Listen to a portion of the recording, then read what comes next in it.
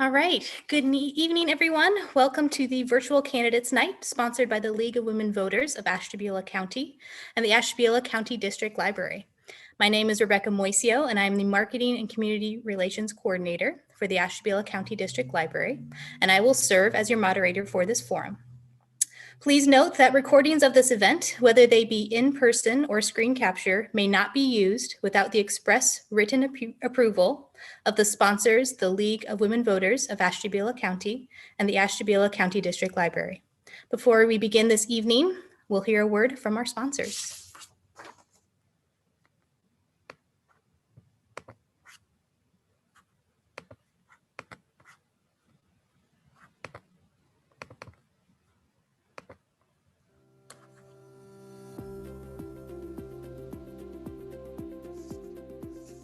Welcome.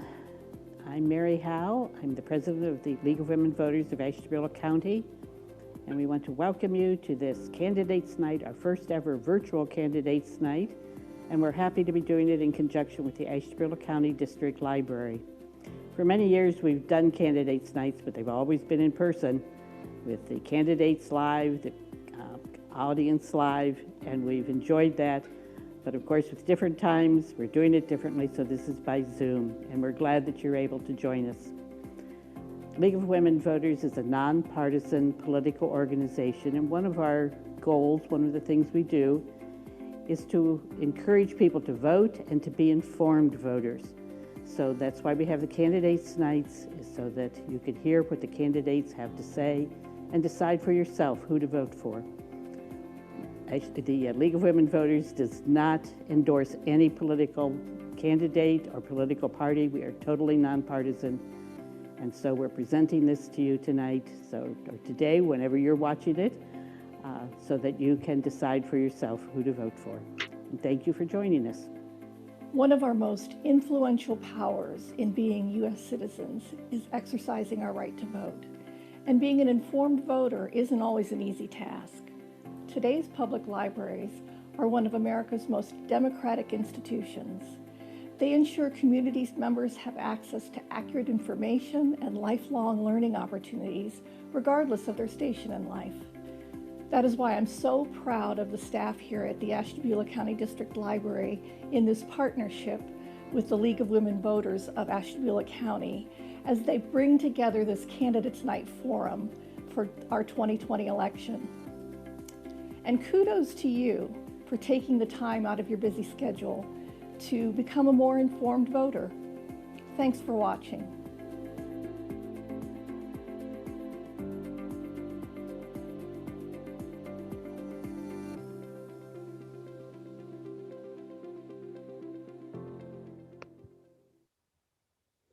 Candidates, those of you who are watching with us, thank you for being here this evening. Here are the ground rules that were given to the candidates before this forum. Each candidate will have 2 minutes to give an opening statement. Questions were solicited from the public. Questions will be randomly drawn. Due to time constraints, we may not be able to ask every question submitted. Each candidate will have 1 minute to respond to each question. Our timekeeper, Courtney, will issue an audible warning at 30 seconds and then alert the candidates when the time is up. The speaker must immediately conclude his or her remarks. Time limits are closely followed to ensure fairness to all candidates. We will draw the name of the candidate who will begin with the opening remarks for each race. Candidates, if you would like for me to repeat the question, please feel free to ask. Also, do not feel like you have to use up the entire minute for your reply. So now that you know the format, we're going to get started. Our first race this evening is for the Court of Common Pleas Judge, the General Division. This is a full term commencing on January 2nd, 2021. The responsibilities of this office are to preside at the trials of both civil and criminal cases, to supervise the jury commission, grand jury, and other departments of the court. The candidates for this race are Marie Lane and David Schroeder. Candidates, thank you for joining us. If you want to go ahead and unmute yourselves and get ready, I'm going to pull the name here to see who will start for your opening comments.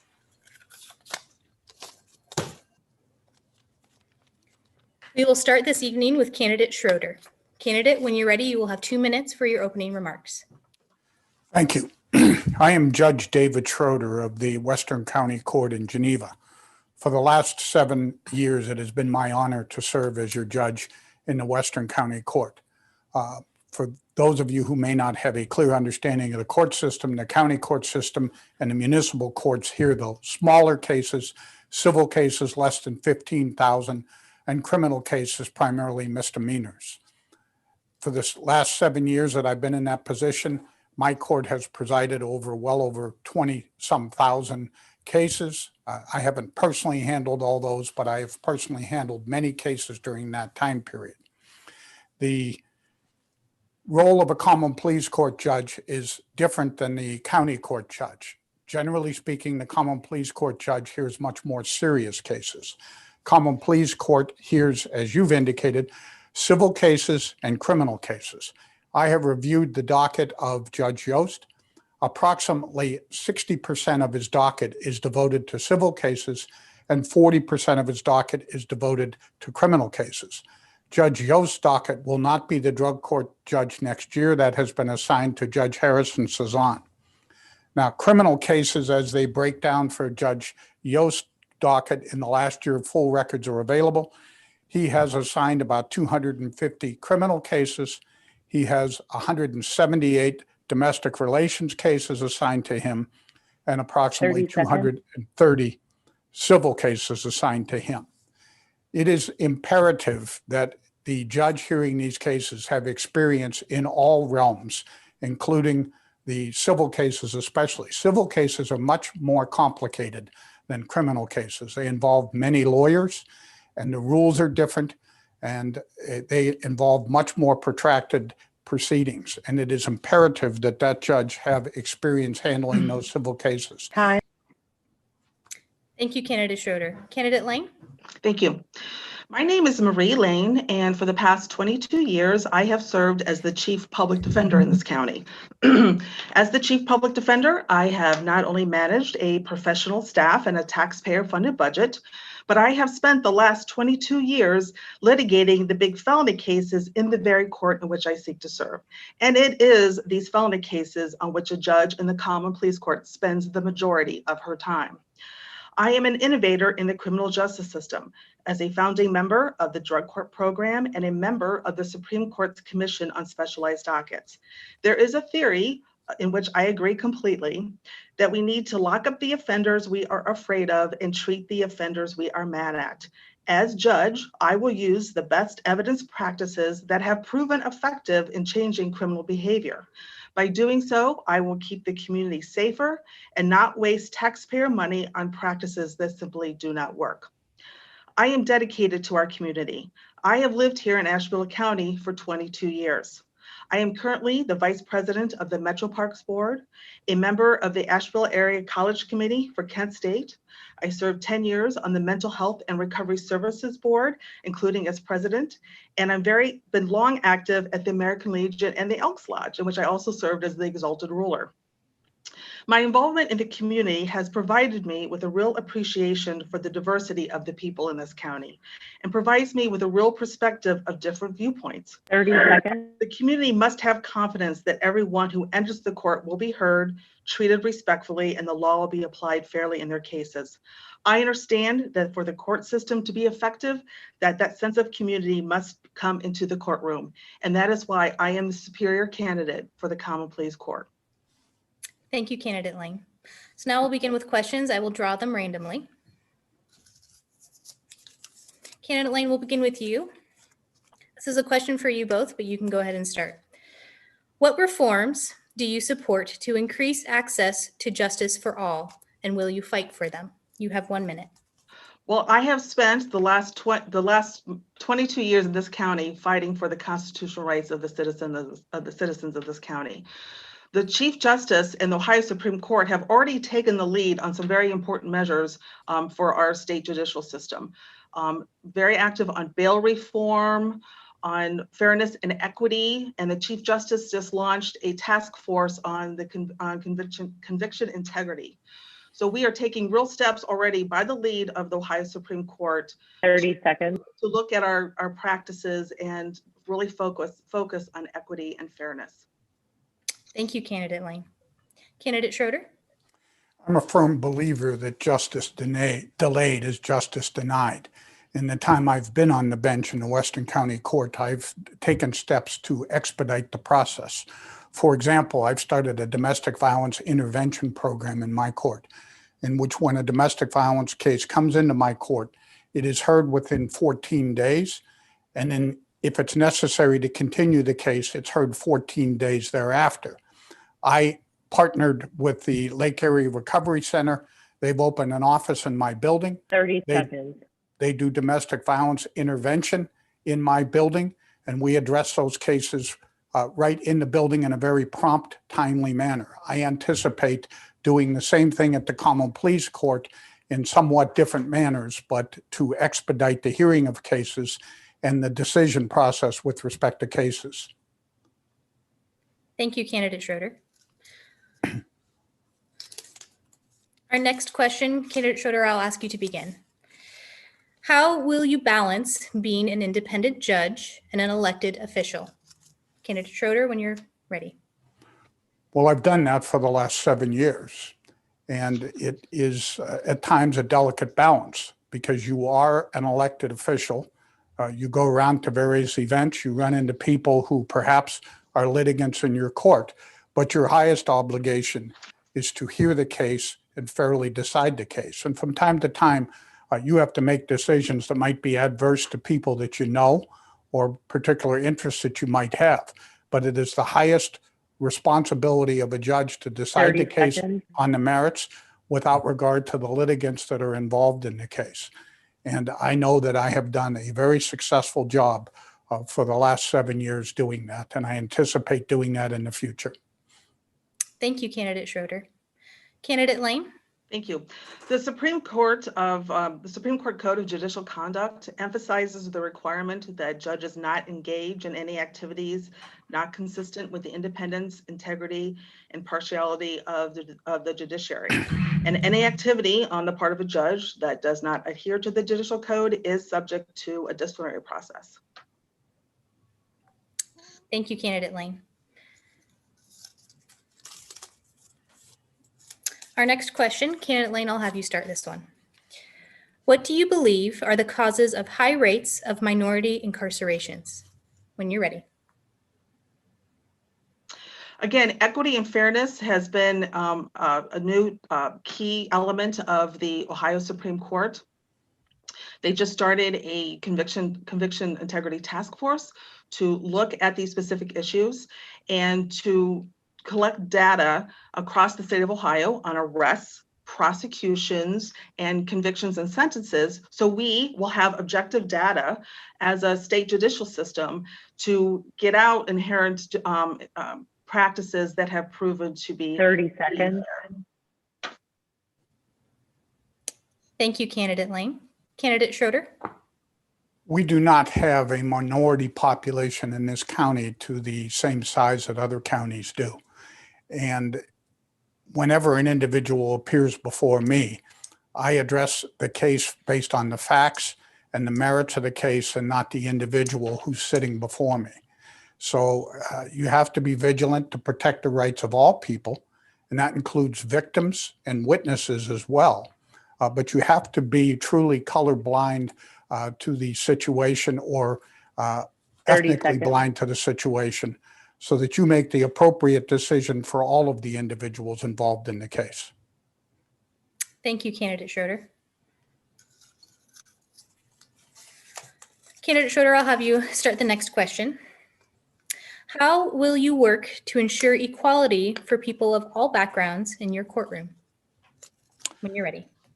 That question is somewhat similar to the last question. And again, I would say that you, as the judge, are blind or oblivious to anything other than the facts of the case and the rights of all the participants in the courtroom. That includes the defendant, that includes the victims. The state of Ohio several years ago adopted a victims' right constitutional amendment. And in my courtroom, I place as much emphasis on the rights of the victims as I do the defendants. I engage in lengthy 30 seconds. colloquies with respect to the victim's rights and restitution in this matter. At the same time, I'm mindful of the defendant. I've also developed programs, as I alluded to, that benefit all defendants. And to get all defendants into some sort of a treatment program, be it a repeat offender OVI program, treatment program that I've started, or the domestic violence cases, those are the best ways to treat everyone equally, is to give everyone access to the services that they need. Thank you, Candidate Schroeder. Candidate Lane? I absolutely believe in best evidence practices. So those are sentencing practices that have proven to be effective in changing criminal behavior. So when I send somebody to probation, I'm not going to place them on a cookie cutter program. I'm going to individualize their probation services to fit their particular needs. I'm also going to have regular status hearings with everybody I place on probation, because I want to keep track of them. I want to encourage them and motivate them when they're doing well. And I want to help guide off any problems when they're not doing 30 seconds. so we don't get to a point of another criminal offense or a probation violation. Thank you, Candidate Lane. I'll have you start the next question. What are the issues regarding alternative sentences for non-violent crimes? That's a great question. We have already proven in our justice system that we cannot lock our way out of drug issues. We realized that in 2008 when there was a group of us who started the felony drug court program, which is intensive court supervision and individualized treatment services to break the cycle of criminal activity, and it works. And we started that here in 2008. We were the first drug court in this county. We now have 4 drug courts in this county and 2 specialized docket other drug courts in the planning stage. 30 seconds. There are over 250 treatment courts in this state, and I am the defense attorney who sits on the Ohio Supreme Court Commission on Specialized Dockets. So I am on the forefront of alternative sentencing. Thank you, Candidate Lane. Candidate Schroeder? Before I was a judge, I was a defense attorney as well, but I also occupied many other positions. I was a prosecutor in multiple jurisdictions. I was a law director, so I have a broad base of experience. That experience has led me as a judge to just have the wisdom and the knowledge to identify the people. The primary purpose of a judge sitting on the bench is to protect the public. And when you have the experience that I have, when you have 7 years of judicial experience, you become pretty good at making a determination as to who needs to be incarcerated and who needs services. And that ultimately is the role of a judge. And every day I hear scores of cases where you have to make those decisions. Again, the primary responsibility being to protect the public, not just protect the defendant. Thank you, Candidate Schroeder. I'll have you start the next question. What are the biggest changes you think we need to make to our justice system? When you're ready. Again, I've worked on expediting the calendaring, the hearing of cases. I've been admitted to practice in 2 states for a number of years now. And over the years, I've learned a number of different procedures and techniques in the 2 different counties in 2 states, some of which I intend to bring to the common pleas docket. Civil cases traditionally take much longer to resolve than criminal cases because they're far more complicated. But I have learned, as I said, techniques in the other courts that I've practiced in that enable me to hear cases in a much more expeditious manner. Thank you, Candidate Schroeder. Candidate Lane? I'm sorry, could you repeat the question? Yes. What are the biggest changes you think we need to make to our justice system? Well, the reality is that there is implicit bias in our justice system. That we do have an equity and fairness. No judge ever sets out with an intent to be unfair to any participant in the courtroom. But the reality is that it happens. And our Ohio Supreme Court has taken the lead again on looking into these very matters of equity and fairness. Bail reform is huge. The Supreme Court just came out with a new decision on bail reform. We're going to take a look at objective objective data across the state, including Ashtabula County, and we're going to weed out the implicit biases that practices that frankly have been unfair. Thank you, Candidate Lane. Candidate Lane, I'll have you start the next question. How would you handle conflicts of interest on the bench? Well, lawyers, such as litigators such as myself, and then judges, we are bound by the codes of ethics provided by the Supreme Court. So I would follow the judicial code always, and follow its what it dictates, and avoid any special interests, always upholding the independence, integrity, of the impartiality of the court. Thank you, Candidate Lane. Candidate Schroeder? Well, the way I have handled them for the past 7 years is that I've had an extensive private practice. So many of the individuals who come into court I've had contact with in one form or the other, either as a defendant, a witness in some capacity. And when that occurs, I come onto the bench and I indicate that to all the participants, and then I get a determination from them on the record as to whether they feel that my participation, my hearing this case, is any conflict of interest whatsoever. 30 seconds. Rarely does it occur that they believe that it's a conflict of interest, but if a litigant or a participant did feel that it was, then I would take the steps to make further inquiry. And the rules of superintendents set forth a procedure for us to have acting judges or visiting judges appointed in the event that it is in fact a significant conflict. Thank you, Candidate Schroeder. That is all the time we have for this race. I thank you so much for your time and your participation. We will move on now to the next race. Thank you. So for our next race, this will be for County Commissioner, the full term commencing on January 2nd, 2021. The responsibilities of this office are to exercise financial control of county expenditures, to authorize public works, to purchase land and buildings, to vet contracts, and to plan and administer welfare. The Board of the County Commissioners also appoints other officials to operate various departments. The candidates for this office, we have Susan Hagan and J.P. Ducro IV. Thank you, candidates, for being with us today. I will draw for the first candidate to start with opening remarks.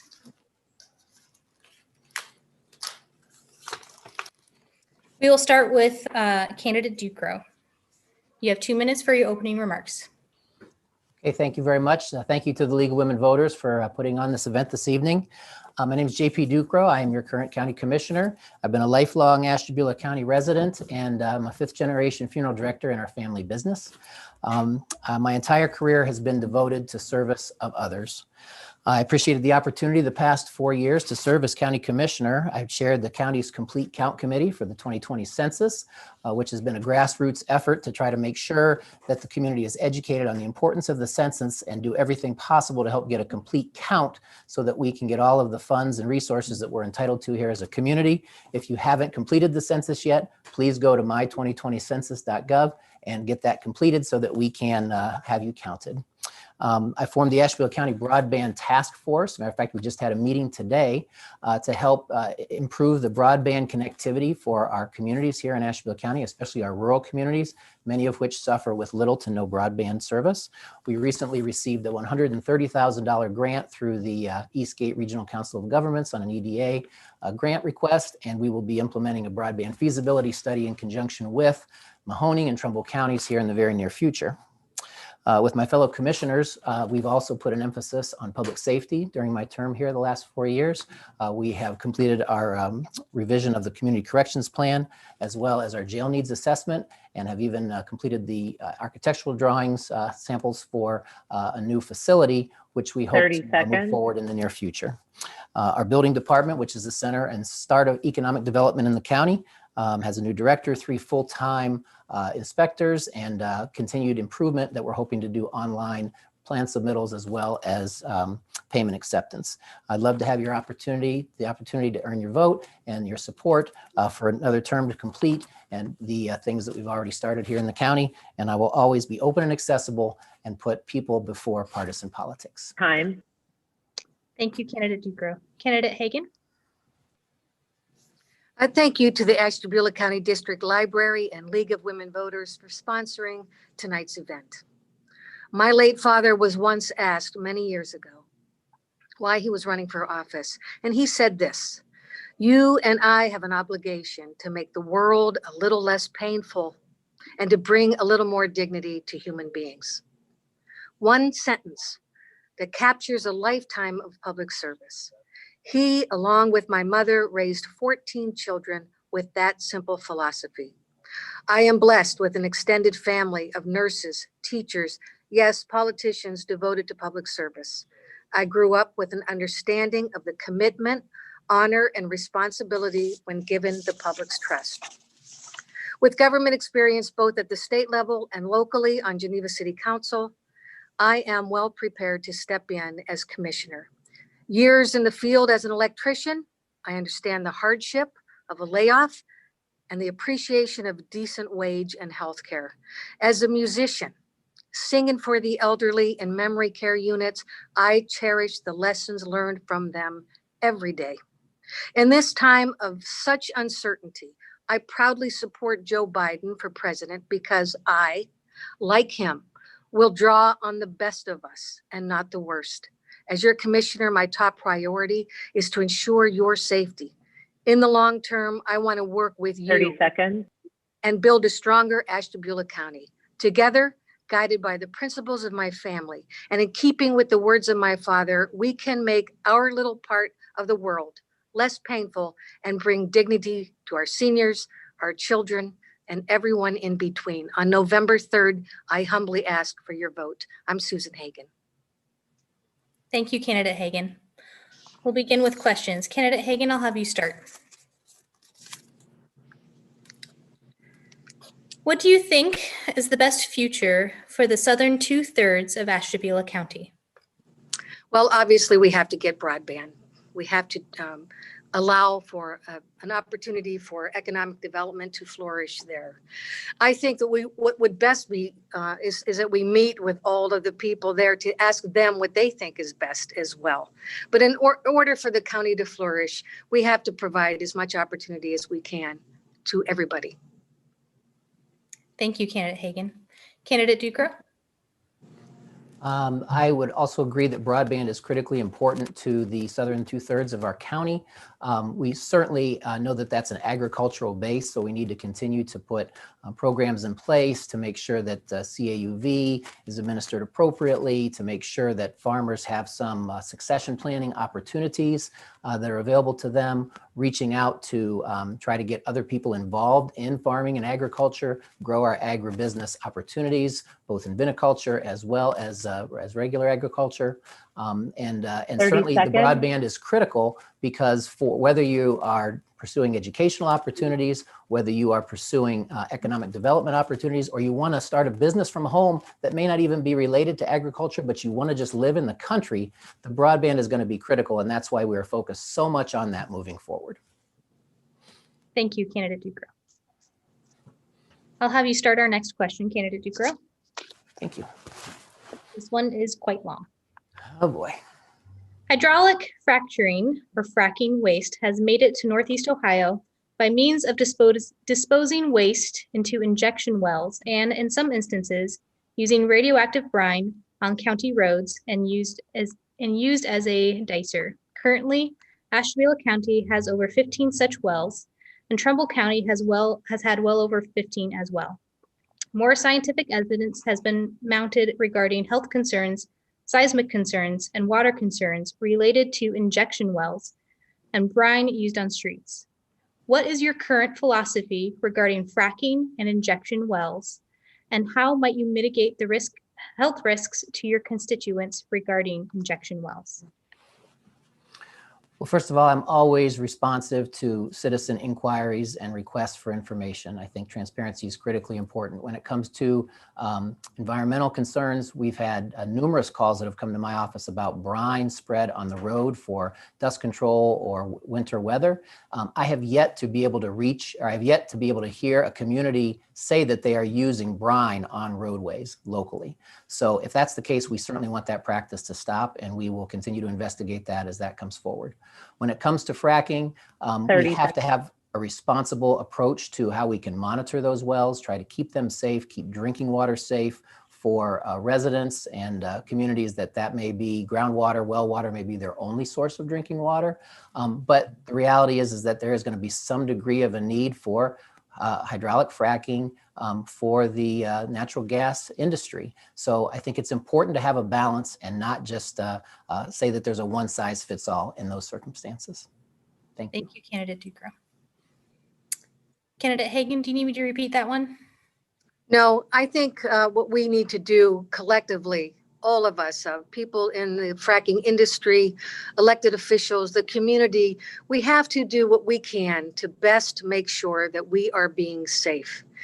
I understand the natural gas provides an opportunity for a tremendous amount of growth in terms of job growth and all of that. But we have to be careful in what we're wishing for.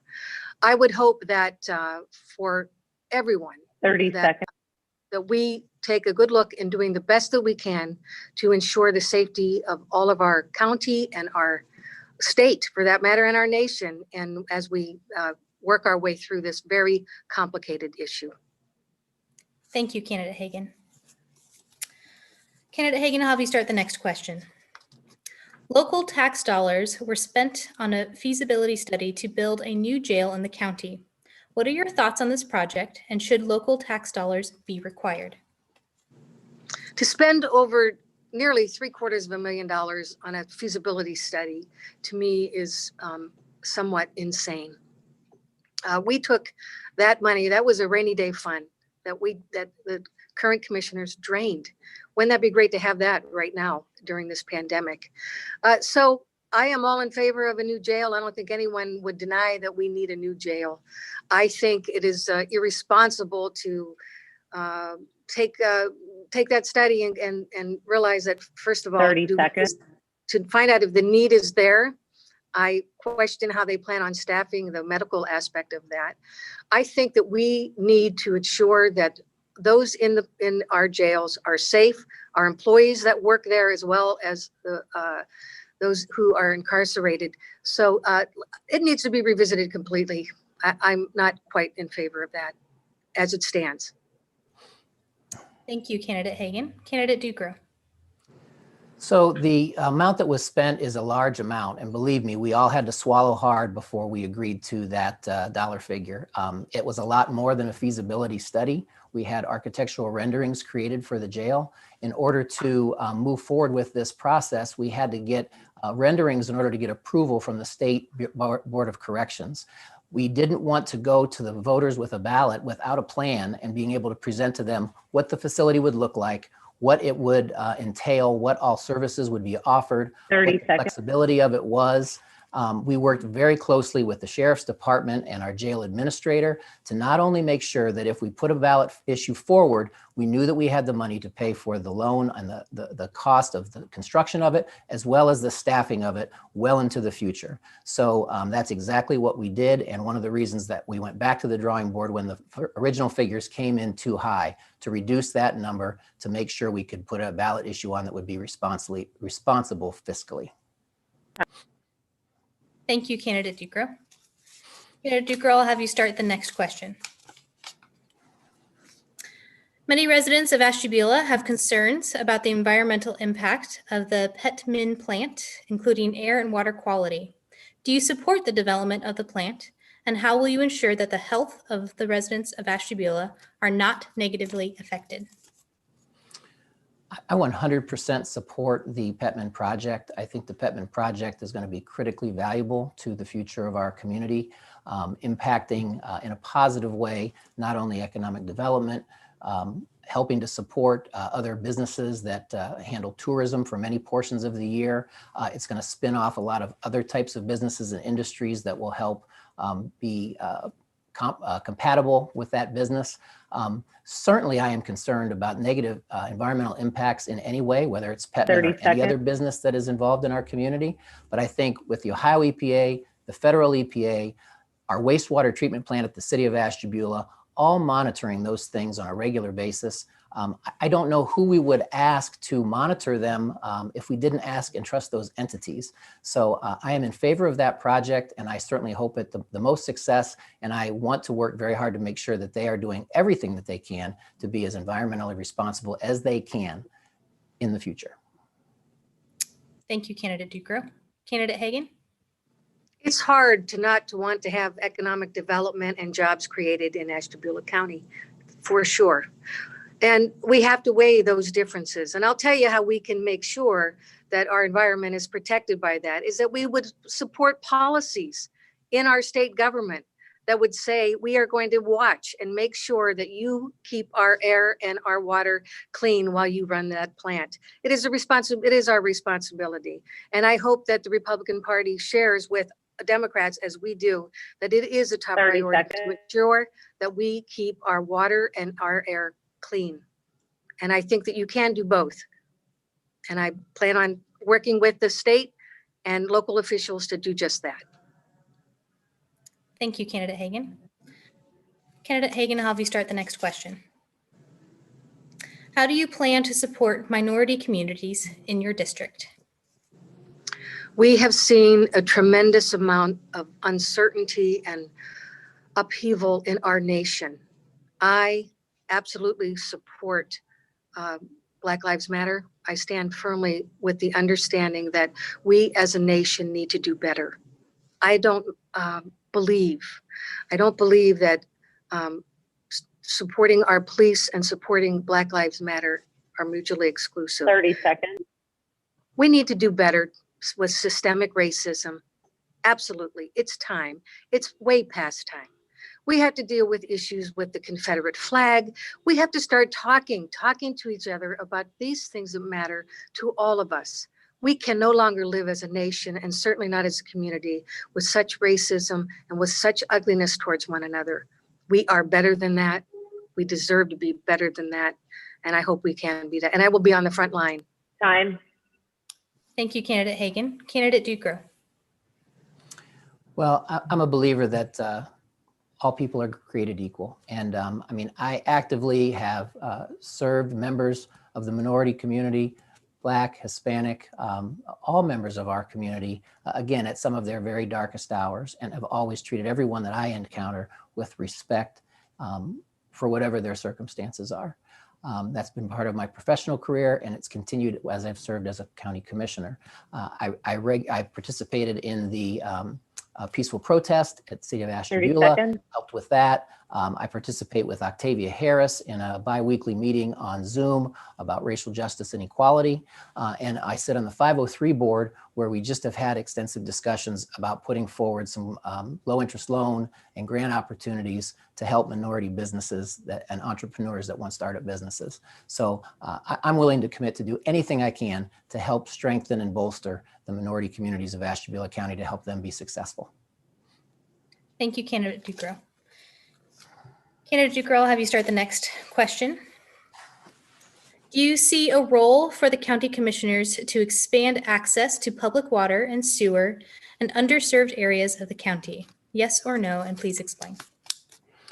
Yes, I do.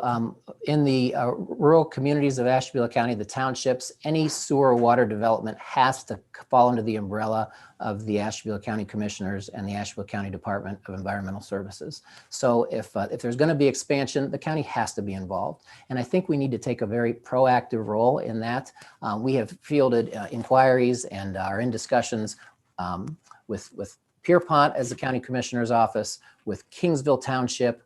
We have other townships that we have spoken with And I'm also a believer that we need to work together with some of our smaller communities, villages, and the cities of the county as well, and work together on a regional sewer district where we can share resources and hopefully leverage the limited resources that we have, as well as personnel. So those are some of my visions, and I hope that we can see that happen in the future, actively playing a role in improving sewer and water infrastructure for the rural parts of Ashtabula County.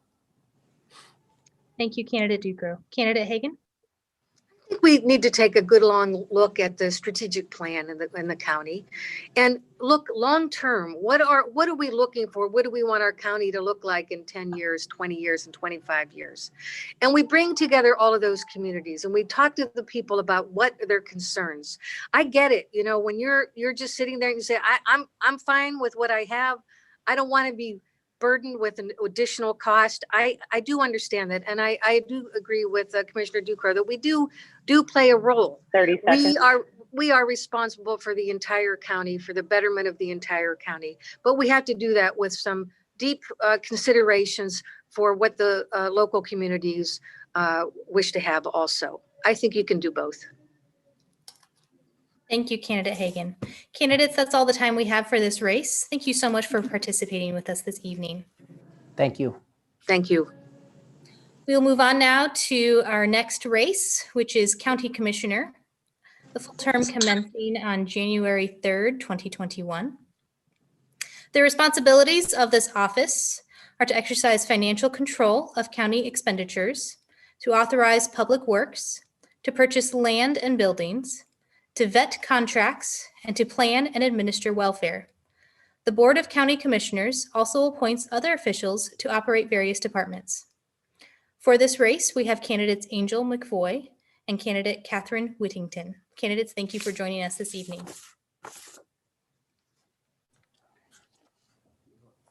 want to make sure that I've got everyone. Okay. All right, candidates, I will draw to see who starts with our opening remarks. Candidate Whittington, I will have you begin. 2 minutes for your opening remarks when you're ready. Thank you. I want to thank everyone for hosting this tonight. I appreciate being invited. I'm Commissioner Kathryn Whittington, and I'm seeking a second term as your county commissioner, as our community needs a commissioner who has a proven leadership skills and who can and has delivered results. I'm a mom and stepmom of 5 children, 4 boys, 1 girl, and I'm currently raising 3 of my granddaughters. I'm a graduate of West Geauga High School and have a bachelor's degree in business administration and management. Prior to being elected to the commissioner's office in 2016, I was employed by Ashtabula County Children's Services for 15 years. In my first term, I helped create and secure funding for the Crime Enforcement Agency of Ashtabula County, the countywide drug task force. I brought the robotics camp to the county. I built relationships locally, statewide, and federally. I've secured over $1.7 million in grant funding for Ashtabula County. I've worked to create an environment in Ashtabula County that is conducive to job creation. Successful projects include many local manufacturing companies, expansions, the Reesburg pipeline, and the soon-to-be Petman pig iron plant. In my second term, I would like to continue working to bring broadband to the underserved areas of the county and enhance the current broadband. This will help with meeting the infrastructure 30 needs, seconds. but also keep us competitive for economic development. I would also like to continue working with the Ohio Farm Bureau, ATEC, and other stakeholders to bring a meat cutting class to help sustain the future of our meat processing in our county. I humbly ask for your vote November 3rd, this election. Thank you, Candidate Whittington. Candidate McVoy. Good evening, everyone, and thank you to the League for hosting and also the Ashtabula County District Library. This is not an easy undertaking. I've done Zooms before and messed them up, so thank you so much. I am a lifelong resident of Conneaut, and I'm proud to say that. I am an active member not only in Conneaut, but also throughout the county. I've sat on organization boards. I still chair a lot of different clubs and being presidents for those. And the neat thing about me is that I have this shout out to my husband. We've been married for 2 years. We just celebrated our anniversary. And I have 3 beautiful stepdaughters. I'm a graduate of Conneaut High School, class of 99. I have a career now for 21 years as a business administrator. And in those 21 years, I was able to earn 2 undergraduate degrees at Kent State Ashtabula, and I just wrapped up my master's degree at Ohio University. Working for the last 4 years as the business administrator and partner at State Road, we've expanded our services, and I'm very proud of that. It took a lot of strategic planning and financial feasibility for a short-term and long-term goal, which is one of my strengths. Also, I have now entered into my second term as council at large for the city of Conneaut, where I chair economic development. And doing that, I can say that the city of Conneaut and my fellow councilman and city manager Jim Hockaday, we've worked together to pass the legislation that brought the Riesling pipeline into the county, and also worked on the I-90 corridor with what we just actually welcomed was Truck World. The interesting thing about Conneaut is that not only as the economic chair, I am the liaison for the health department as well as the board of tourism. I would just like to take a minute and recognize that I am the sergeant at arms for the Unit 151 American Legion in Conneaut. I sit on the Ashtabula County YMCA board. I am also now the treasurer for the Conneaut Lions Club, and I take all of these organizations that I have chaired and worked with very seriously, and it shows my commitment to inner growth. Thank you, Candidate McVoy. Candidate McVoy, I'll have you start with the questions. What do you think is the best future for the southern 2/3 of Ashtabula County? Could you repeat that? Yes. What do you think is the best future for the southern 2/3 of Ashtabula County? I think for our southern county, it really is working at what they want as far as their growth of infrastructure and also the broadband issue that's been talked about for 4 years now. And we still have an issue of not having a blueprint, a comprehensive plan, or how we're going to work with our telecommunication providers to ensure that we have the last mile coverage. I think that for that, it not only affects the agricultural community, but it affects the educational community as well as the healthcare community for residents out there. So for the development, it really is looking at infrastructure, and which includes our broadband, to ensure that we have growth and prosperity for those. Thank you so much, Candidate McVoy. Candidate Whittington. Hi. As a South County resident, probably one of the most important pieces is the infrastructure or their lack of, and the need for that broadband, which the Commissioner's Office is currently working on that project as we speak. So bringing broadband to that southern part of Ashtabula County will help with many facets of economic development, as well as the other issue that we need to address is transportation. And with transportation, we are working on that through our coordinated transportation plan. So we are currently working on those issues, but those are what I would consider as a South County resident, the important issues for the southern tier of the county. Thank you, Candidate Whittington. Candidate Whittington, I'll have you start the next question. What does the Confederate flag mean to you?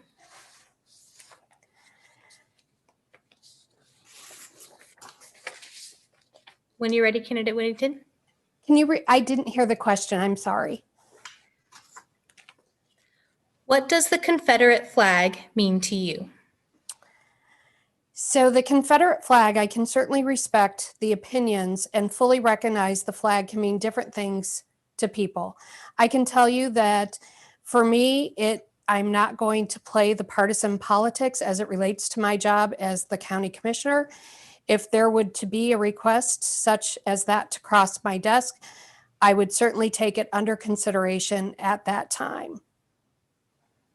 Thank you, Candidate Whittington. Candidate McVoy. That's a very interesting question. And I can tell you that my position is that it has been brought across desks in this county for the removal of the sale of the county at the county fair for the Confederate flag. And I'm in support of that. I have 2 nephews that are biracial, and what that flag represents to myself and my family is an injustice that's happened historically for centuries in our country. So I'm sorry, but I think it's time that we do what's right for the community. Thank you, Candidate McVoy. Candidate McVoy, I'll have you answer the next question or begin the next question. Economic development is one of the major concerns to Northeast Ohioans. What measures should this office offer to ensure health of the community and ecosystems while balancing the need for economic growth? That's a great question. And honestly, I've just joined Ashtabula County Water Watch Wednesdays, and they have given me a great amount of knowledge that I understood, but I never really really held the truth of what we have to do in public office, which is focus on economic development, but have an environmental consciousness to make sure that what we're doing is protecting our air, our water, and our land. And interesting enough, in the city of Conneaut, we are looking at the dust control brine issue as a resolution 30 seconds. where we look at only using LS25, which is a water and salt-based brine for our roads in Conneaut. So I love that question. Thank you. Thank you, Candidate McVoy. Candidate Whittington? During my tenure as county commissioner, one of my focuses has been economic development here in Ashtabula County. Early on in my term, we worked with core economic development entities in Ashtabula County, the Ashtabula County Port Authority Growth Partnership for Ashtabula County, and the Ashtabula County Career for Economic Development Center to enhance collaboration and cooperation amongst the entities, helping enhance the economic development work in our county. In addition, we have worked hard to create an environment that is conducive for job creation and retention. 30 seconds. That has meant putting focus on infrastructure and providing an incentive for businesses to want to locate here. We definitely need to have a balance between the two. Thank you, Candidate Whittington. Candidate Whittington, I'll have you start the next question. Local tax dollars were spent on a feasibility study to build a new jail in the county. What are your thoughts on this project, and should local tax dollars be required? So there has been a lot of work on the jail project, as Commissioner Ducro stated. We spent those dollars on an architectural study so that we would actually have the drawings for that facility. Tax dollars, we want to bring this to the voters for them to vote on this issue. Once those drawings and there are plans in place, we will bring that to the voters for them to decide on how that issue will go. The monies for that will have already been decided that we would be able to fund through the project and through the employees, so that both would be covered. Thank you, Candidate Whittington. Candidate McVoy. Thank you for the question. This is a touchy subject in our county. We've been talking about this since 2014. And interesting enough, yes, we do have some drawings, but we don't have any land. So I find that interesting that we have blueprints, and working with economic development and business development over the last 21 years as a business administrator and growing businesses in the city of Conneaut, you need to have the land to understand how your blueprint works. Second point is that we also have a current jail that does need love for the safety of not only our workers, but for the those folks that are visiting and working daily there. But we have the opportunity to expand on what we already own, and then maybe do a remodel with the same, effect. Thank you, Candidate McVoy. Candidate McVoy, I'll have you start the next question. Do you think it is a good idea for each state to develop their own COVID-19 plan? Absolutely. My background being in healthcare for 21 years as a business administrator, I understand the importance of having what's called an EPP. It's an emergency preparedness plan. And I think not only at a state, but at a county level, we need to work with our healthcare providers from the beginning to the end of the process, whether it be those who are actively sick or looking for treatment or guidance. I believe in, having the preparedness meetings in the county. We have two great hospital systems, working with them, seeing what they need, what we can do with our medical systems. So, with my background in healthcare, COVID-19 and preparedness is a key part for our community health. And I believe that we need to do a little bit of a better job. Thank you, Candidate McVoy. Candidate Whittington, Can you repeat the question, please? of course. Do you think it is a good idea for each state to develop their own COVID-19 plan? So I believe with COVID-19, when the onset of it, it should be localized. It should be something that each entity, whether it's being county, state, be localized. We took action early on from the start to make sure that we were prepared in making necessary adjustments to plans that we had, working with the health department, who really has the governance over COVID-19, working with our EMA 30 seconds. and working with our hospitals. We started a COVID-19 call weekly that then led into a economic recovery task force call as well. So it needs to be localized because not one size fits all. Thank you, Candidate Whittington. Candidate Whittington, I'll have you start the next question. How do you plan to support minority communities in your district? So I think it's really important that we are providing equal opportunities for everyone.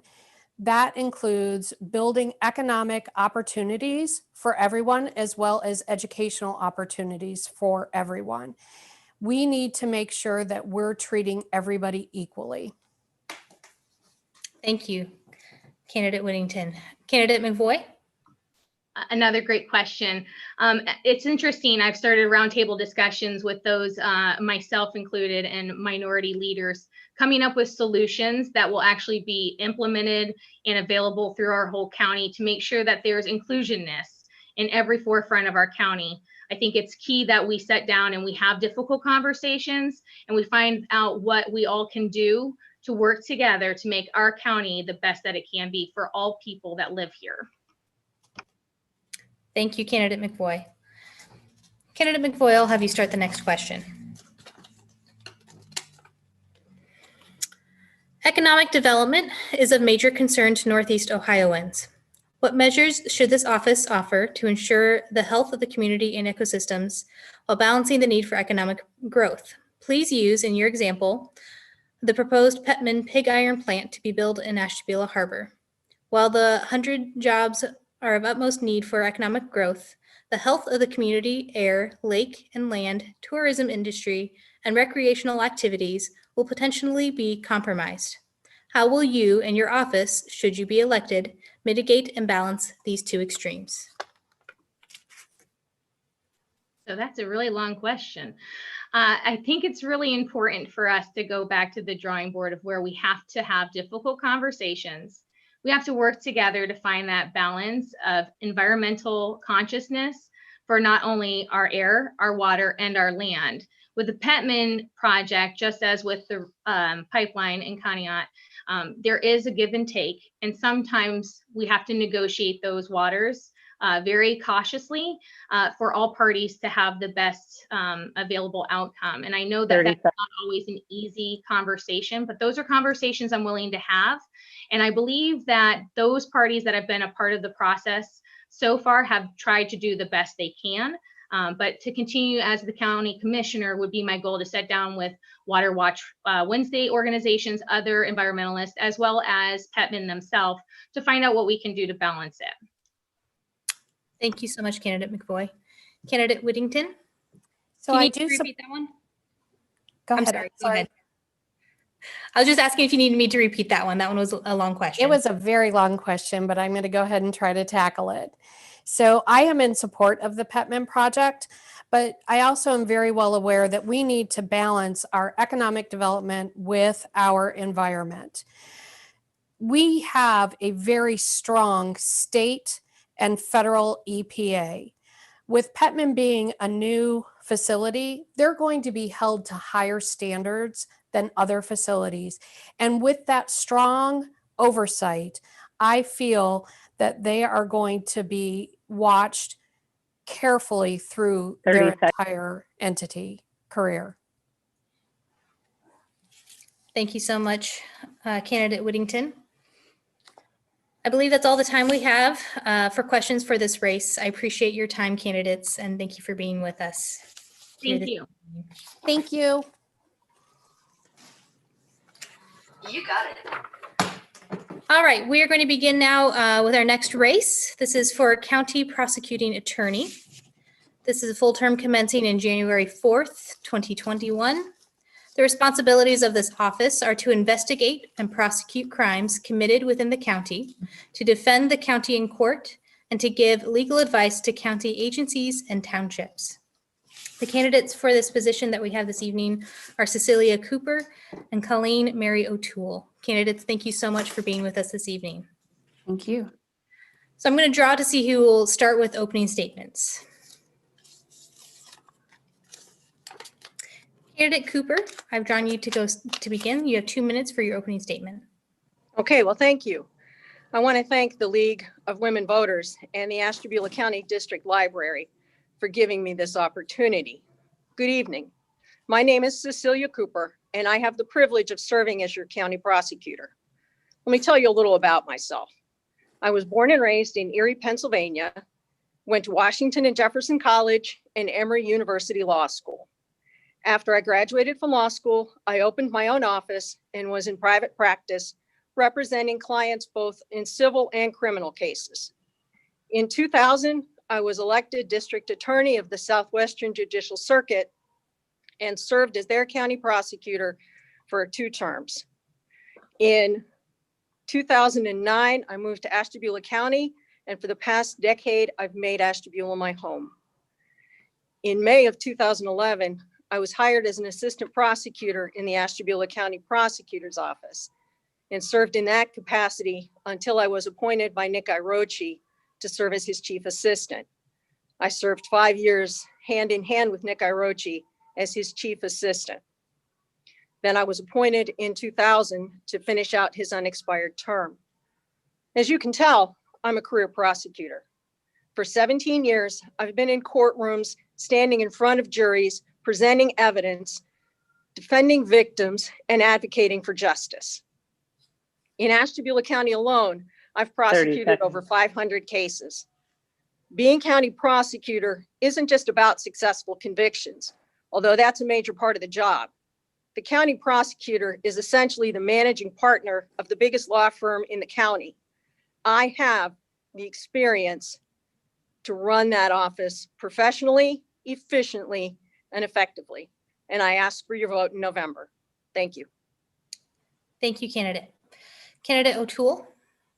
Yes, good evening. I want to thank the League of Women Voters as well as the library for holding this Zoom conference. It's very exciting to be here, and I think this is a great public service.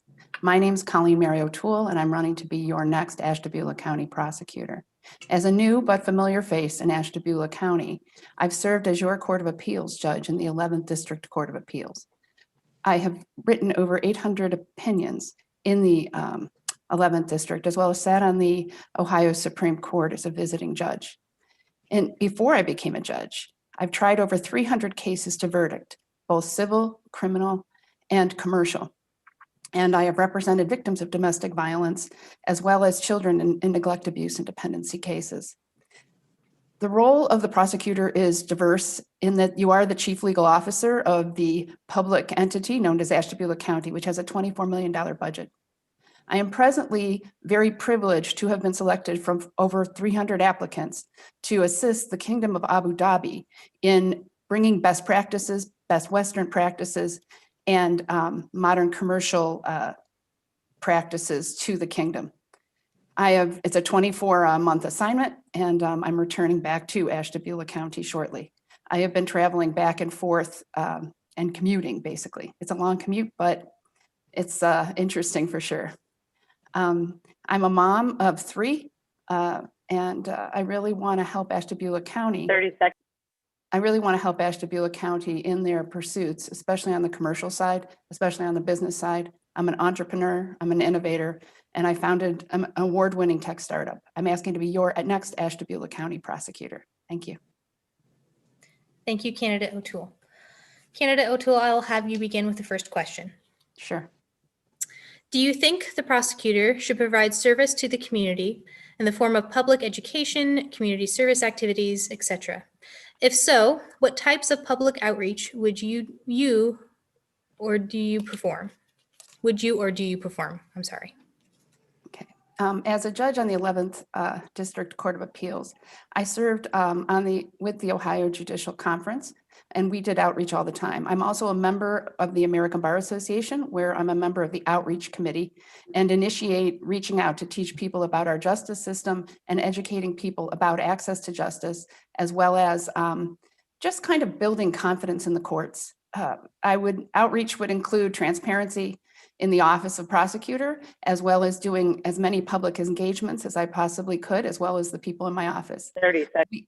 We are elected to serve. I'm a servant leader, and I am a fan of the justice system, and I think it's our most important staple within our democratic society. Thank you, Candidate O'Toole. Candidate Cooper? I think that public education about the judicial system and the role of the prosecutor and community service are essential not only for the county prosecutor, but for all of us as good citizens. I worked with the after-school program, helping teach our grade schoolers how the criminal justice system works, walking them through what a trial would look like. I've worked in the community with youth organizations, youth sports organizations.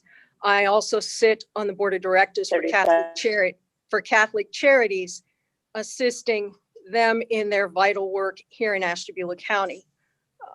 Ever since I moved here, working in the community and being part of the Ashtabula County community has been an essential part of who I and my family are.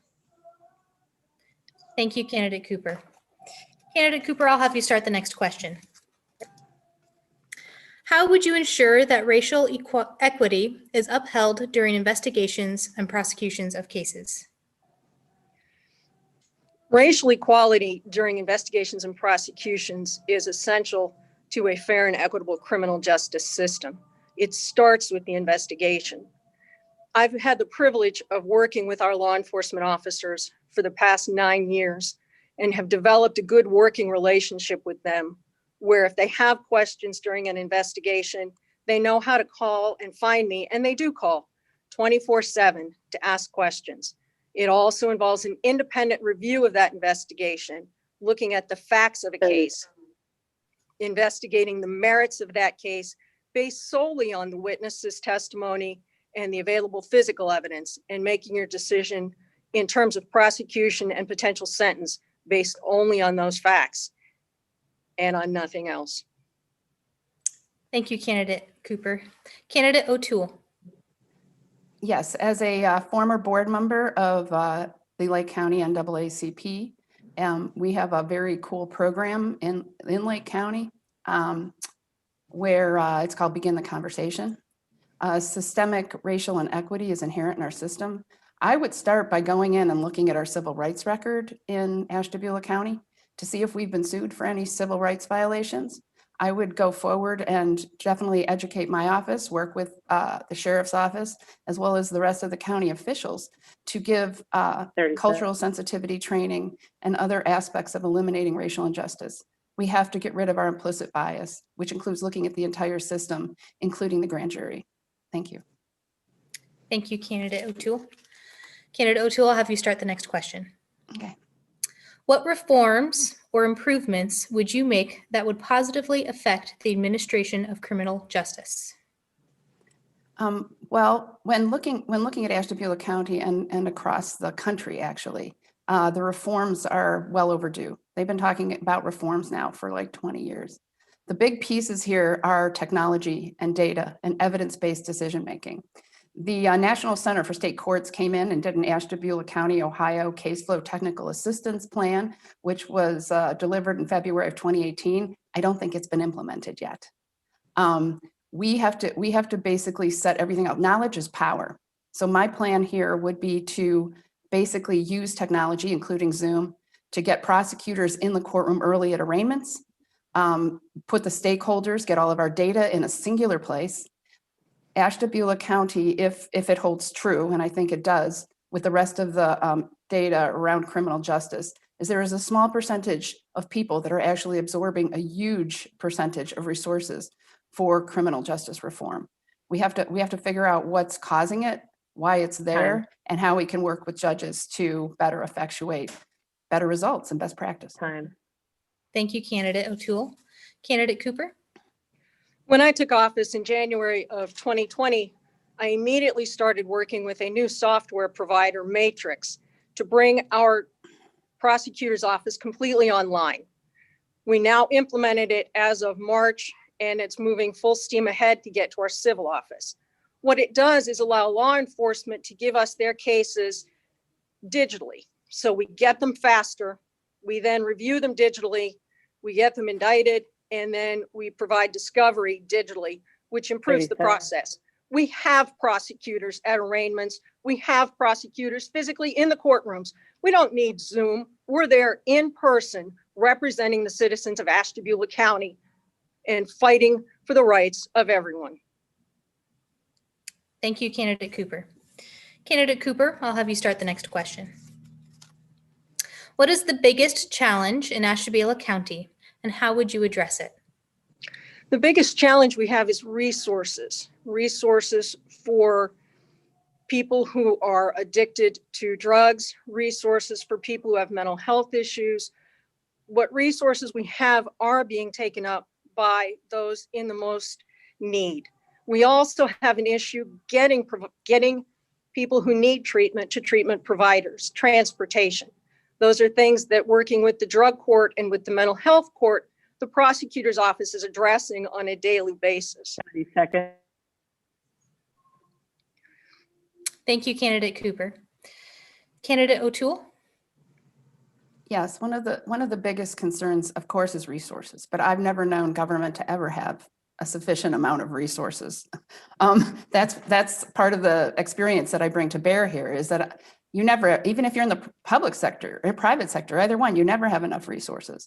So how do we use our resources more effectively, efficiently, and accountably, right? We have to figure out, we have a lot of resources, but we're applying old school applications to these new problems. We need to leverage our technology and take an assessment of the technology that we have available in the county and apply it. And I think we'll have plenty of resources. Thank you, Candidate O'Toole. Candidate O'Toole, I'll have you start the next question. Okay. Why are you running for this position? I'm running for this position because I want an opportunity to give back.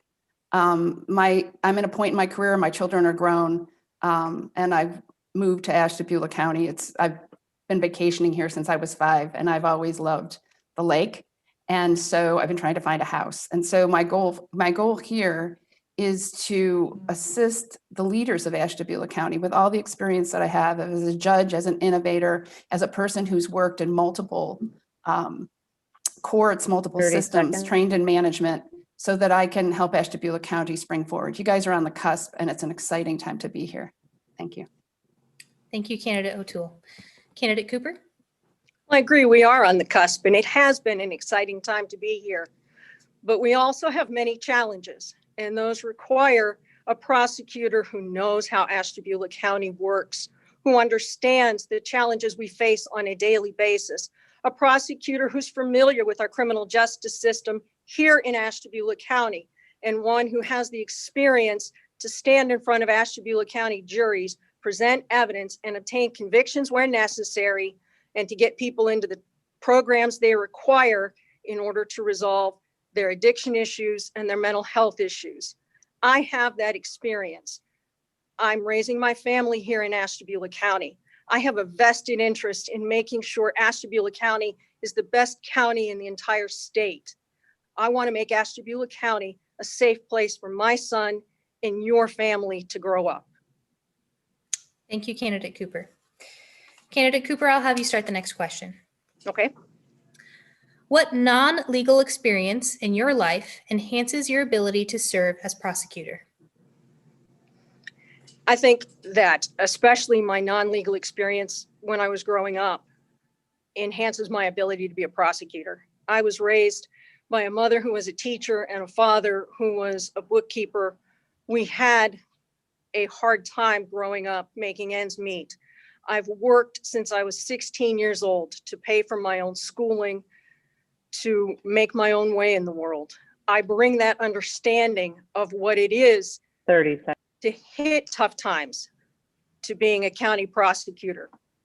I think that makes me respect more the people that I have to deal with on a daily basis, both the victims and the defendants. It helps me understand the challenges that every family in this county faces on a daily basis. That makes me better able to help the leaders in our county meet those challenges. Thank you, Candidate Cooper. Candidate O'Toole? Yes, I believe the things that are significant experience that are non-legal, of course, you know, where you're growing up. I was the oldest of 4 children raised by a single mom, first person to go to college and graduate in my family. And so I was lucky I received a full scholarship to Hawken. My mom worked at John Carroll University and allowed all of us to attend college for free. But in turn, I've been working basically at different jobs since I've been 15 years old. I've made a career of loving the law. And so what's happened is I've contributed in other ways through my small business. I founded an award-winning tech startup that provided certified court interpreters. I'm a problem solver. I'm an innovator. And this is something that would really help me when we're trying to be innovators and problem solvers in Ashtabula County. Thank you, Candidate O'Toole. Candidate O'Toole, I'll have you start the next question. Have either of you ever had to rescue yourself from a case due to a conflict of interest? And if so, could you provide an example? That's a really good question. Yes, I have had to recuse myself from a case. Usually though, in fact, I have a bunch of cases, different things on, sometimes you know someone that's involved in the case. But I always do it before I actually get the case into court. So conflict of interest is something that lawyers are trained on. Usually we analyze for conflict, we do conflict checks within the law firms that I've had, as well as at the public defender's office. I've tried over 300 cases to verdict, so recusal on conflict. I've also had a case in the 11th District Court of Appeals where I actually did not know there was a conflict until after the case. So that was an interesting perspective, but yes, I have several times. Thank you. Thank you, Candidate O'Toole. Candidate Cooper? As attorneys, and especially as prosecutors, it's important to upholding the ideals of justice that we avoid even the appearance of impropriety. So yes, there have been cases where, for instance, the victim was a friend of my son. I recused myself from that case, had nothing to do with it. We've had cases where law enforcement officers have been accused of using force that turned out to be lethal. Our office's practice, especially with me as county prosecutor, is that as soon as that case is investigated, we ask the Attorney General's office to come in and prosecute that case for us. They review it, they decide whether it goes to grand jury, and they proceed from there without any questions being asked by us or any influence by us. It's vital that we remain out of anything that may even lead to the appearance of impropriety. Thank you, Candidate Cooper. Candidate Cooper, I'll have you start the next question. Do you believe that all citizens have adequate access to legal help in the legal system? If not, how would you work to correct the problem? I believe all citizens should have equal access to the legal system and should have equal ability to use the law to their benefit. On the criminal side, we have an excellent public defender's office that works very hard in order to make sure that defendants are given their full day in court. As a prosecutor, you also have to take into account the rights of the defendants you're prosecuting when you're deciding how to pursue a case or what to do with the case. You have to weigh both sides, and you have to make sure that everybody's rights have been followed and that the conviction, if you get it, will be upheld in the Court of Appeals. Thank you, Candidate Cooper. Candidate O'Toole? Yes, can you repeat the question, please? Sure. Do you believe that all citizens have adequate access to legal help in the legal system? If not, how would you work to correct the problem? Okay. On the criminal side, yes, public defender, your constitutional right to counsel is guaranteed. Now, whether or not those folks are all well-trained and do an excellent job is an area that we have to start looking at to enlarge training, especially in the area of assigned counsel. On the civil side, absolutely not. We have a grave injustice in our access to civil legal services. We have legal aid, but there's just too many folks. So this has to do with structural integrity. It also has to do with systemic bias. So what we really need to do is we need to figure out a way to have people able on the civil side to represent themselves pro se. We need to give them the tools, and we need to change some of the rules so that this can be easier, so that attorneys can represent them singularly. And this is something I've worked for when I was on the 11th District Court of Appeals repeatedly through the Ohio Judicial Conference and the many committees I attended and participated in. Thank you. Thank you, Candidate O'Toole. Candidates, that's all the time we have for this race this evening. Thank you for joining us and participating. Thank you for having this event. All right, we'll move on now to the County Clerk of Courts. This is a full term commencing on January 4th, 2021. The responsibilities of this office are to enter judgments and collect court costs for the appellate and common pleas courts, and to also issue and transfer automobile and watercraft certificates of title. For this race, we have candidates Tammy Pentek and candidate April Mariotti. Candidates, thank you so much for joining us this evening. I will draw to see who begins with their opening statements.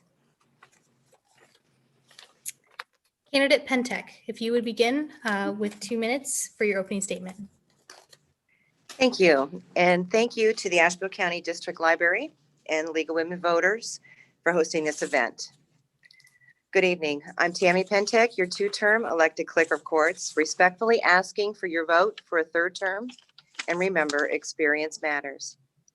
The Office of the Clerk of Courts is the hub of the justice and judicial system, serving 5 Court of Appeals judges, 3 common pleas judges, and working closely with the Sheriff Prosecutor's Office and the Auto Title Department, where we process nearly 40,000 title documents a year, is extremely busy and complicated. The citizens of Ashtabula County deserve and have come to expect that their clerk of courts be highly skilled professional. I have worked in the office for 25 years in progressively responsible positions. You must know the office to grow the office. The staff and I have accomplished a great deal, from developing a very user-friendly website, preserving naturalization documents, to completely redesigning the legal department to optimize efficiency. With expert budget management, I've been able to finance in the purchase of several sheriff cruisers, and in that context, we'll continue to develop cost-saving technologies and implement best practices. My name is Tammy Pentek, your Clerk of Courts, and I respectfully ask for your vote. And remember, experience matters. Thank you so much, candidate. Candidate Mariotti. Hello, and thank you for having us here today. We appreciate it very much.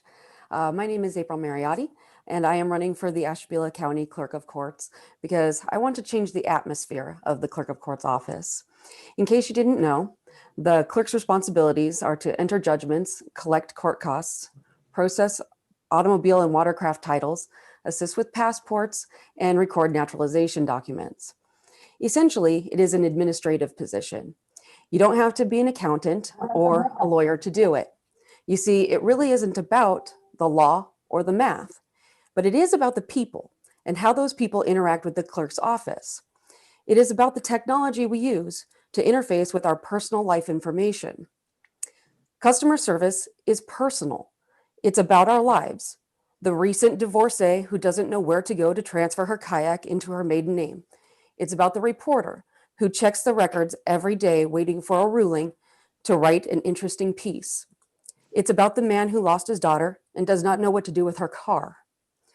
Here's the thing though, I'm not a politician. I'm a public servant. I own a local business. I'm on village council in Jefferson and am involved in over 10 organizations throughout the county.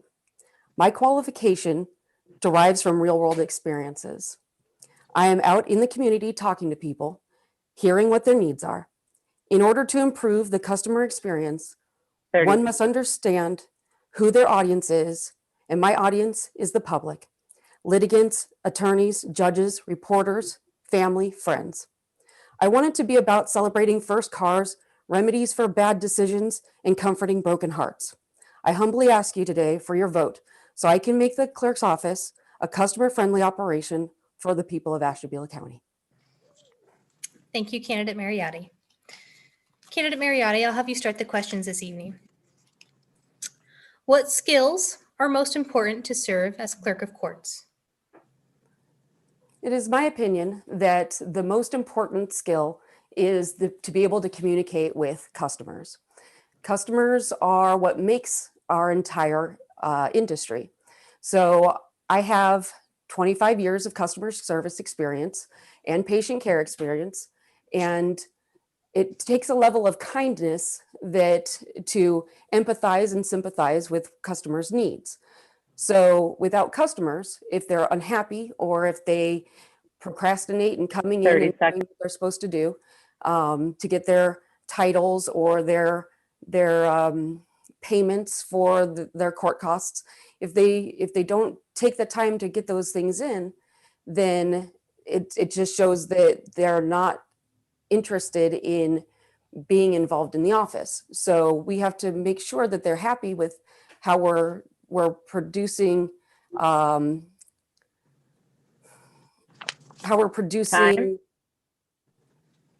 the time. Thank you so much, Candidate Mariotti. Candidate Pentek? Yes.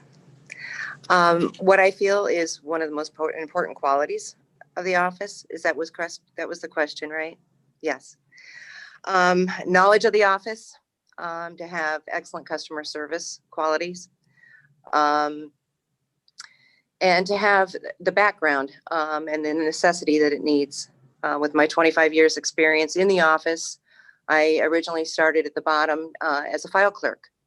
And with that, I have gained the knowledge, moved up, progressed as a bookkeeper and assistant bookkeeper, chief deputy. And in that experience with my previous management, I've been able to run the office. So the knowledge, I think, is the biggest necessity of the office. Thank you, Candidate Pentek. Candidate Pentek, I'll have you start the next question. Why are you running for this position? Well, with my background, the 25 years, I took an oath 8 years ago to uphold and be the best candidate, best clerk that I could. And I wish to continue that. The citizens, I believe, deserve to have the best quality clerk in office. I would ensure the accuracy, the integrity of the office court files. It is important that the records be maintained to the highest quality. Thank you, Candidate Pentek. Candidate Mariotti? I'm running for this position because I have over 25 years of customer service, patient care, and business administration experience. I find myself in a unique position of being qualified to change the atmosphere and the overall functional efficiency of the clerk's office. Shortening wait times, streamlining record keeping, and modernizing technology are just a few of the issues the community has asked me to explore and address. My idea to enhance the online presence by increasing the access for the public, be it litigants, attorneys, judges, people in the community, this allows me to uphold a higher standard of law and order by improving the processes that are used for reporting through the Ashtabula County's court management system. Thank you, Candidate Mariotti. Candidate Mariotti, I'll have you start the next question. How would you increase the efficiency of this office? So essentially, the community has asked me to explore and research how to make the access on the internet, on the website how to make it faster, to improve wait times, things like that. So the amount of time that 30 it takes seconds. to process the information that as it comes down to enter the judgments should be streamlined to be on to the court view system faster. So if we have more employees, or if we have a better way of processing that data, then we should be able to get it onto the internet faster. Time. Thank you, Candidate Mariotti. Candidate Pentek? Yes, we streamlined the Court of Appeals process. Electronic filed by state tax liens is some of the improvements. The Ashtabula County naturalization records. I have taken the lead when I first took office 8 years ago, and implemented to get our naturalization records available for the website. The modern and efficient restructure the layout of the office. I've efficiently administered the electronic certified mailers, which we save the county over $12,000 a year. I've contracted with the Attorney General Collections, where we have collected almost $30,000 so far. The domestic relations courts, everything's on the website. We have the top court order title packets are available on the web. We have electronic filing subpoenas, many changes and upgrades. Thank you, Candidate Pentek. Candidate Pentek, I'll have you start the next question. Okay. What experiences qualifies you for the Ashtabula County Clerk of Court position? Well, as a file clerk, I learned to understand the importance of maintaining the court records and had the accuracy. And then as assistant bookkeeper, I advanced there. I learned the bookkeeping aspect of the court. And established, when we did a transition, established the conversion, when we did a conversion over to. So I have hands-on knowledge of the office. I know the office front and back. I could step in. I work side by side with the staff every day. I did process the Court of Appeals documents. That's another whole big aspect of the office that my opponent has not addressed. You must have knowledge of the office in order to move the office forward. It is essential. Thank you, candidate. Thank you. Candidate Mariotti? Can you repeat the question, please? Of course. What experiences qualify you for the Ashtabula County Clerk of Court position? So my experience is, so I've already stated that I have 25 years experience in customer service. But in addition to that, I'm already the fiscal clerk for the Ashtabula County Council on Aging, which is the experience that I have received from that, because I've been there for 3 years. So the experience I've received from that is budgeting, and I pay the bills, and I do all of the essential things like writing grants and things that that I feel that the clerk of court's office does in the background that people don't see in the forefront. So obviously customer service is in the forefront, but there are things like budgeting, and I also own a business. So I've already used all of that information in the past. Thank you, Candidate Mariotti. Candidate Mariotti, I'll have you start the next question. What distinguishes you from your opponent? So the number one thing that we have established is customer service. The difference between myself and my opponent is that I have real world experience. I have run a business. I have I'm already an elected official in the village of Jefferson. I am a member of multiple organizations and several charities throughout the county. And I have collected information and knowledge and talked to people throughout the county. I do not just function in the confines of one office for the past 25 years. So over the past 25 years, she and I have different experiences from what our customers need. So I think the significant difference is that my experience is real world, and I feel that the clerk of court's office needs to bring some of that real world into the office. Thank you, Candidate Mariotti. Candidate Pentek? Hi. I think the differences between the two of us, I have 15 years of previous real world life experiences, as she likes to call it.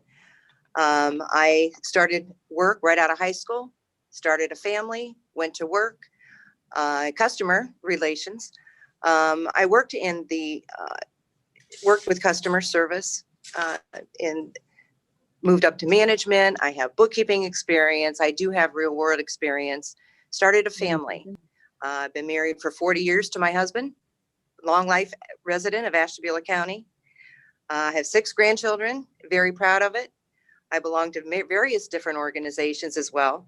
And with my 25 years experience in the clerk of court's office, allows me to have more experience than my opponent. Thank you. Thank you, Candidate Pentek. Candidate Pentek, I'll have you start the next question. Okay. What is the biggest challenge in Ashtabula County, and how would you address it? Oh, I think the biggest challenge is, for what I see in my office, is pro se litigants, people struggling, that they cannot afford attorney. They come in and they need help. Nothing good happens in our office.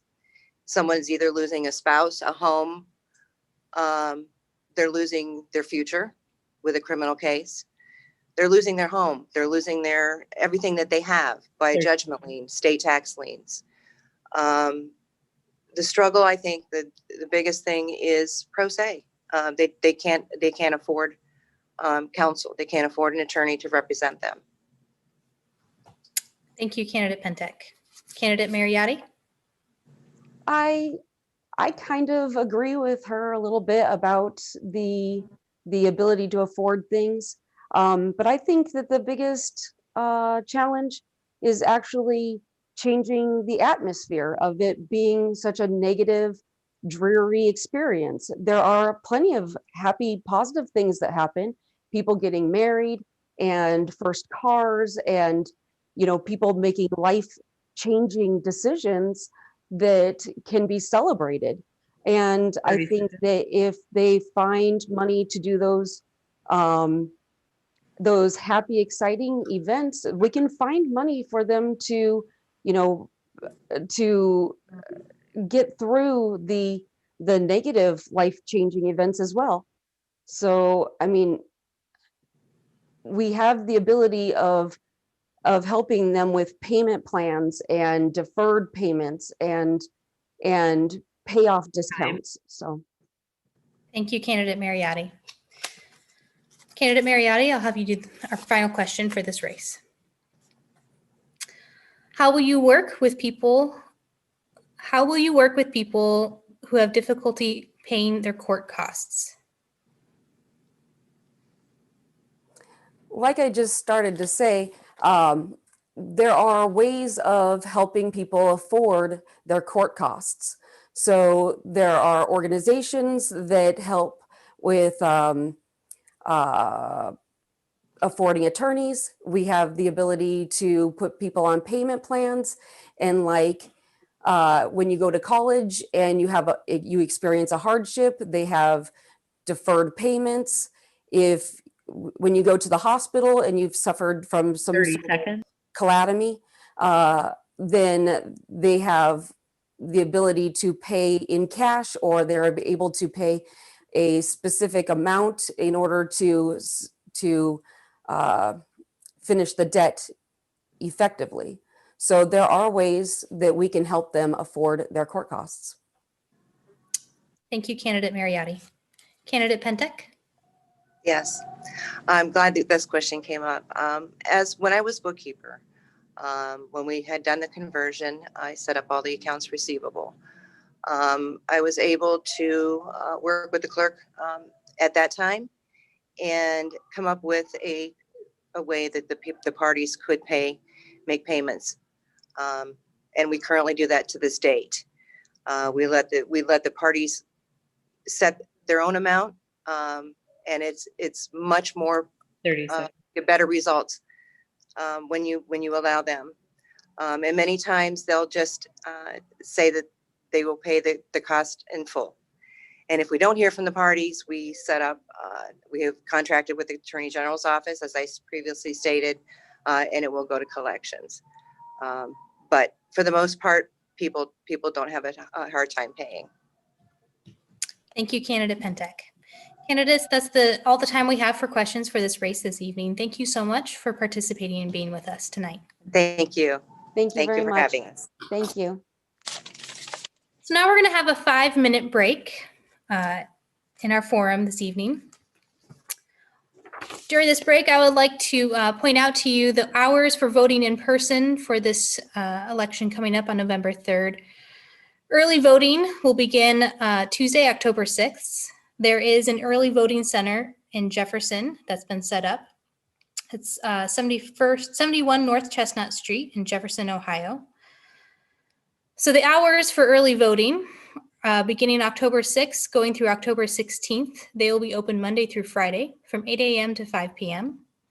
Starting October 19th through October 23rd, they will be open Monday through Friday from 8 a.m. to 6 p.m. And then from October 26th to October 30th, the early voting center will be open Monday through Friday from 8 a.m. to 7 p.m. The office will also be open Saturday, October 24th from 8 a.m. to 4 p.m., Sunday, October 25th from 1 p.m. to 5 p.m., Saturday, October 31st from 8 a.m. to 4 p.m., Sunday, November 1st from 1 p.m. to 5 p.m., and Monday, November 2nd from 8 a.m. to 2 p.m.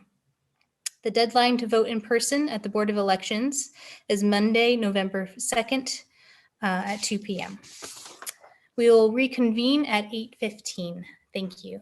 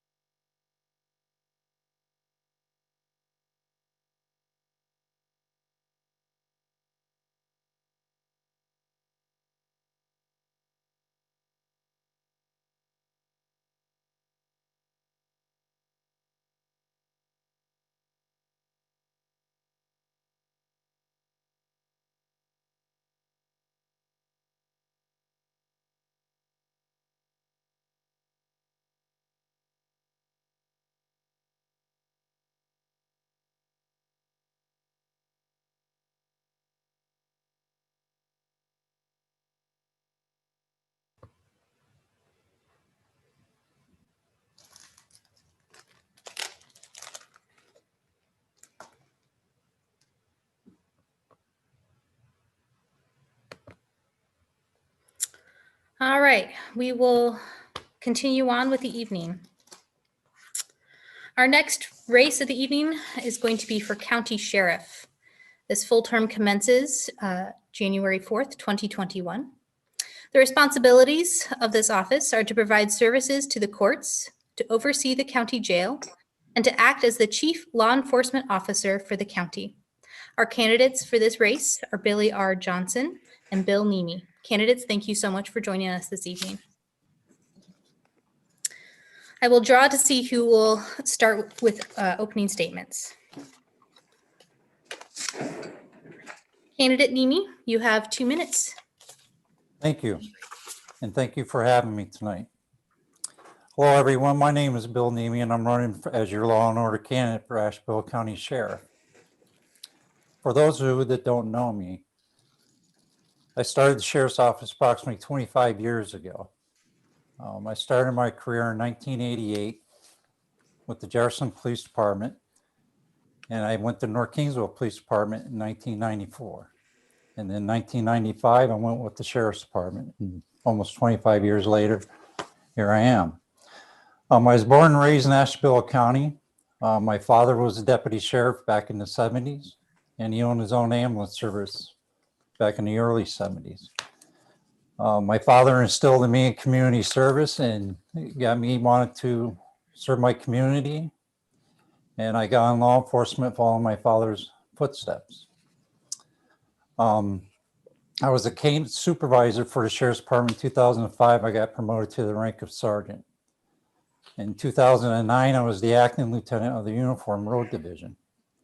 2011, the sheriff promoted me to the lieutenant of the Uniform Division commander. So for approximately the last 10 years, I was the Uniform Division commander, and I oversaw the operations of the road division and dispatch.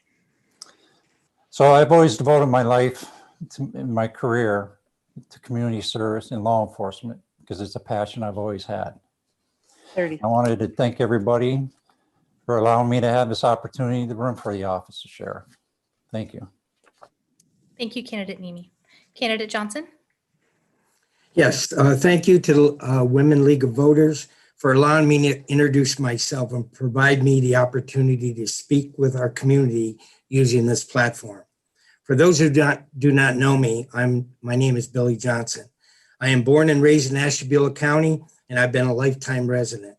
I graduated from St. John High School, and I joined the Ohio National Guard and was there from 1970 to 1976. My wife, Connie, and I have been married for the past 47 years. We have 2 daughters and 1 grandchild, and we could not be more happier. I began my life in the private sector working for the iron ore docks in Lake Erie, where I operated Hewlett's. I worked there for 12 years until they closed in 1982. I decided to get into the public sector as my wife was a nurse at Ashtabula General Hospital, now known as ACMC, and I attended the police academy and began working at ACSO as a road deputy, serving the public and investigating complaints.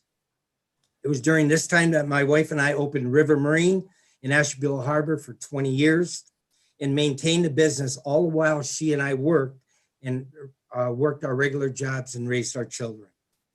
I went on to run and win as sheriff in 1994, and I'm just as proud today as I was then, just with a few more gray hairs and a lot tougher decisions to make. My record will reflect that I delivered all my promises I made, and my accomplishments speak for themselves. I want to say I could not be where I am today without God, my wife, my family, and my friends in my great department. I often say around the office, you're only as good as what's around you, and I have the best personnel in the state of Ohio. I know these questions are going to be short, and there's not many of them, so I invite anyone to come to my office. I'm here every day. I'll answer any questions that they have. Thank you. Thank you, Candidate Johnson. Candidate Johnson, I'll have you start the questions this evening. How would you briefly state the need for a new jail, and what type of Plan B would you suggest if funds are not available? Okay, the new jail has to be made by the general public. In other words, they have to vote on it. But there's been extensive research. We work hand in hand with the county commissioners. We talked about splitting the jail and working on half of it, shutting it down, working on the other half of it. But that is not cost effective at all. We do need a new jail. Currently, we're under CDC guidelines on what we can house. We house as many people as we can, but we definitely house violent criminals. But the jail is doesn't anywhere near meet state minimum standards. But we have to go by the CDC guidelines, and that's what's changed considerably. Thank you, Candidate Johnson. Candidate Nemi, Can you repeat the question, please? how would you briefly state the need for a new jail, and what type of Plan B would you suggest if funds are not available? Well, we definitely need a new county jail. Our jail is pretty old. And as my opponent just mentioned, you have strict guidelines you have to go by. Plan B would be you would have to budget capital improvements into the jail. And I think that's something that's been neglected over the years. So that's why we're in the situation we're in. Definitely a new jail needs to be built. And I think we can find avenues to build it more efficient and less cost. I don't believe we need the Taj Mahal, and I don't believe the town residents had to foot the whole bill for it. Thank you, Candidate Nemi. Candidate Nemi, I will have you start the next question. What non-law enforcement experience in your life enhances your ability to serve as sheriff? Well, my family, for one. I have 5 children in all and a grandson. Raising my 3 children in this county prepared me to have compassion, empathy, understanding, and patience. So I think that's good qualities to have in any person in any field of work that anybody does. So I think having a family and my Christian values gives you a good foundation to achieve anything you want in life. 30 seconds. Thank you, Candidate Nemi. Candidate Johnson? That's a very good question. I have 20 years of business experience working with a budget, successful business experience. I've also been in the military for 6 years. I've been in the private sector, so I know what the private sector is as well. I have a college education, and I've been dealing with monies and balancing budget on that private sector business for 20 years of my life. So I think that that is very important to go forward in running the sheriff's office. Military experience is really extreme. Thank you, Candidate Johnson. Candidate Johnson, I'll have you start the next question. What is the biggest challenge in Ashtabula County, and how would you address it? The biggest challenge in Ashtabula County now, at least for me as a sheriff's office, is COVID-19. We have several CDC guidelines, health department regulations, things that have changed the complex of what we can do and how we do it.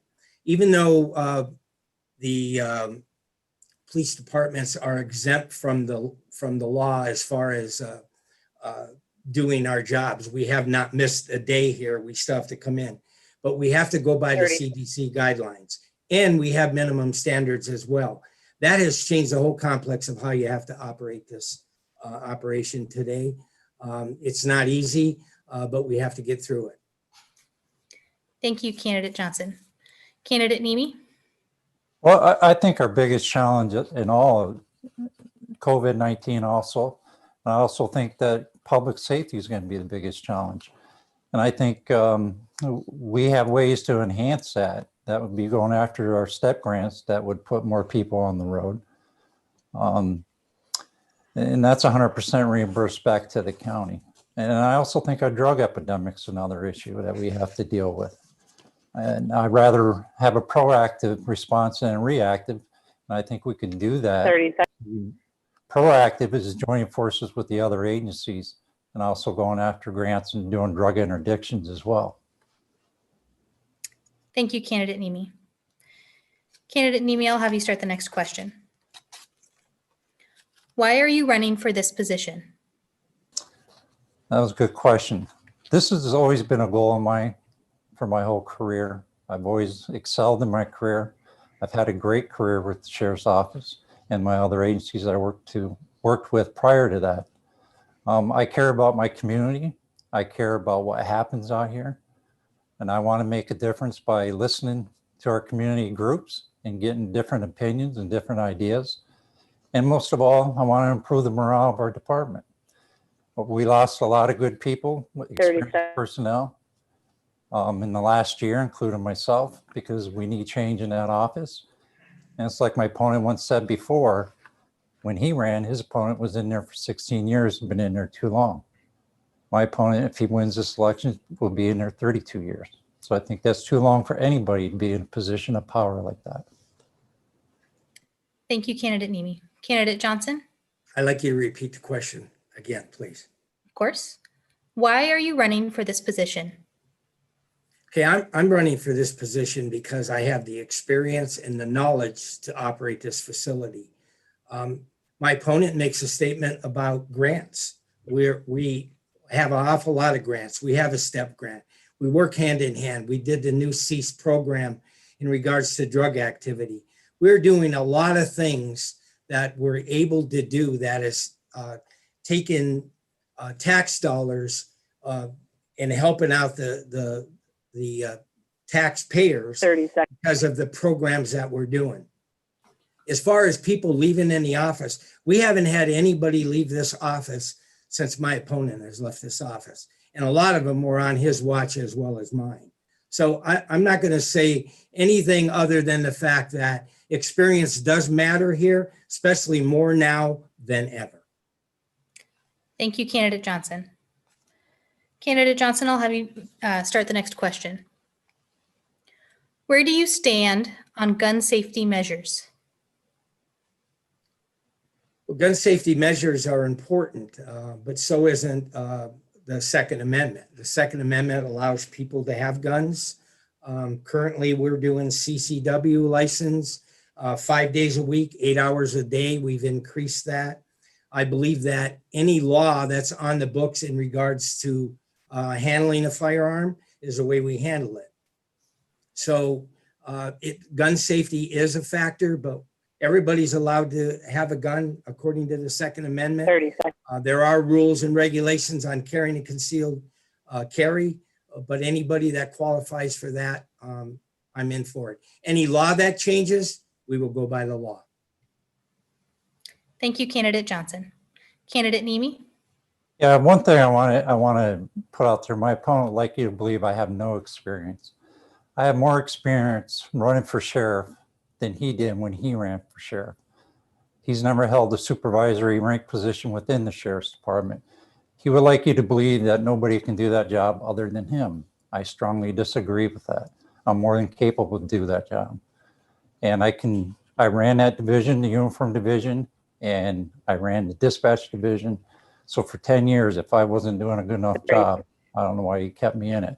But I want to be more involved with my community and do more community events teaching gun safety. I want to bring back the DARE program to enhance young children's decisions and give them somebody to look up to and create a relationship with our youth. That's going to make a big difference in our community we serve. Thank you, Candidate Nemi. That is all the questions that we have for you tonight, candidates. Thank you so much for participating. Thank you. Thank you.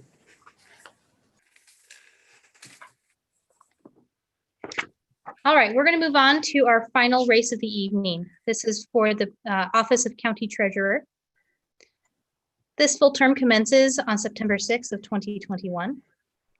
The responsibilities of this office are to collect taxes in the county and its subdivisions, to disperse expenditures and invest the county's funds. The candidates for this race are Don Cragen and Angie Mackey-Cliff. Thank you so much, candidates, for joining us this evening. Thank you for having us.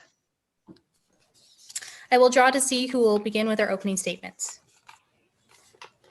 Candidate Cragen, you have 2 minutes for your opening statement. Thank you. Hello, I am Dawn Cragen. I am your Ashtabula County Treasurer. I am a lifelong Northeast Ohio resident, a graduate of Harbor High School. I graduated from Kent State Ashtabula with a bachelor's degree in business administration and Lake Erie College with a master's degree in business administration and a management major.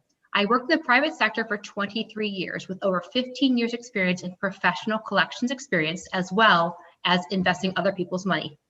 I also managed 2 family businesses while working full-time and going to school. I can assure you that running my own businesses and becoming a self-proclaimed CFO did not qualify me for the job of managing, collecting, and investing the public's money. My real-life experiences in investing and collecting and my education did that. My role as your county treasurer is what best known as a tax collector. During active collection, my office is open full-time, so my awesome staff and I can help assist our taxpayers. We collected over 97% of the current year taxes despite the COVID limitations, 97%.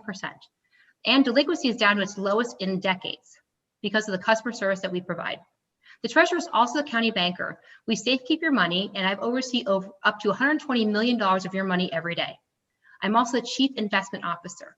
I personally made the decision of how to invest your money, $172 million already this year, and there's more to come. There's a lot of decisions to be made. Since I had the real world experience of investing and collecting before I took office, I didn't have the learning curve of an inexperienced collector or investor. That saved the county $50,000 to $150,000 a year, an expense that a person without real investment experience would have to pay to hire an investment authority. My investment decisions have always returned higher than market. I earned over $1 million last year. One way I helped get the delinquency down was to create the land bank, which earned over $4.3 million in grant money to help demolish over 300 houses all around the county, probably one in your neighborhood. This helped keep your property values intact and helps repurpose hundreds of delinquent parcels into taxpayers' hands. We won the 2017 Community Vitality Award. Thank you. Thank you, Candidate Cragen. Candidate Cliff. Good evening. I'm Angie Mackey-Cliff, candidate for Ashtabula County Treasurer. I'm not a career politician, nor am I a polished public speaker. I have decided to utilize my time this evening to introduce myself and give a brief background and my reason for running for County Treasurer. I'm a married mother of 2, Emma 6 and Ryan 21. Emma, she's a first grader at Christian Faith Academy, and Ryan is a recent graduate of Cleveland Heights Police Academy. I'm a community business owner and the chief financial officer of 2 local businesses, MC Professional Lawn Care and Mac North Coast Property Investments. I'm running for county treasurer because I believe more business-minded people from the private sector should enter the public sector to advocate for the true needs of the people. The county treasurer serves as the county banker, tax collector, and investment officer, certainly a very important job, a job my experience in accounts management, business administration, and cash flow analysis in collecting and managing millions of local dollars has thoroughly prepared me for. With tax bills going out 2 times per year and investment focus tightly controlled by the Ohio Revised Code, a big part of the treasurer's job becomes customer service. That customer service mindset is what I intend to bring to the treasurer's office. I believe the treasurer's office, just like other government agencies, should be open full-time in person to serve the public.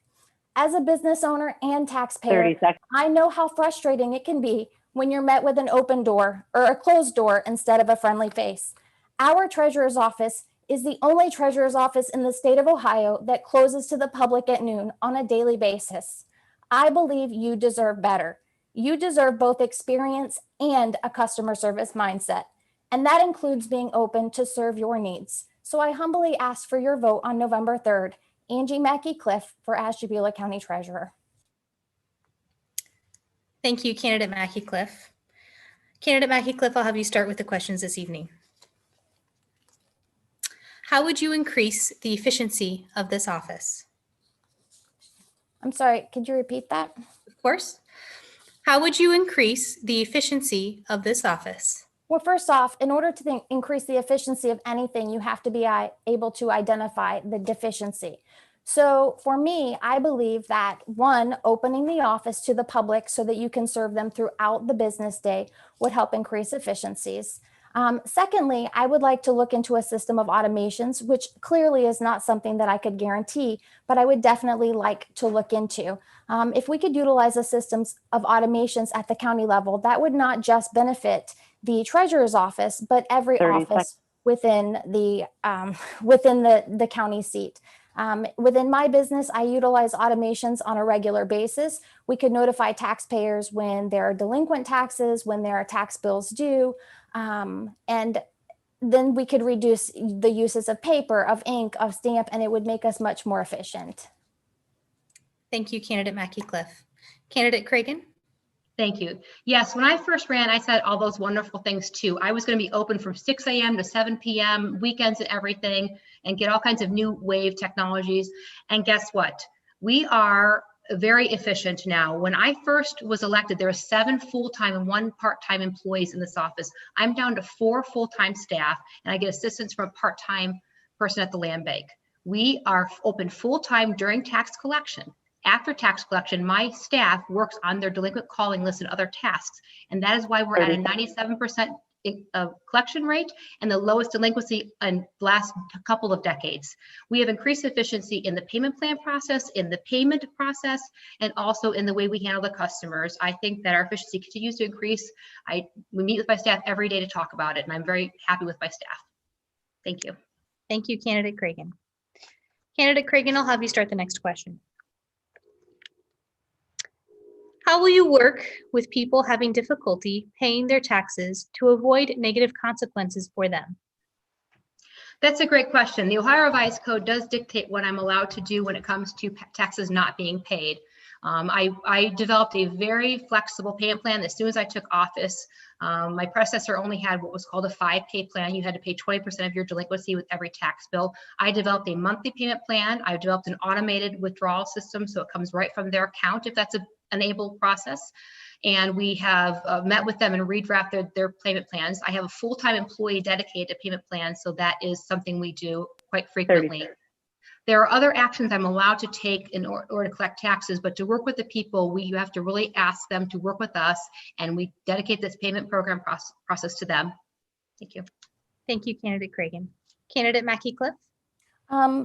In order to avoid negative consequences for people delinquent in their taxes, first and foremost, education.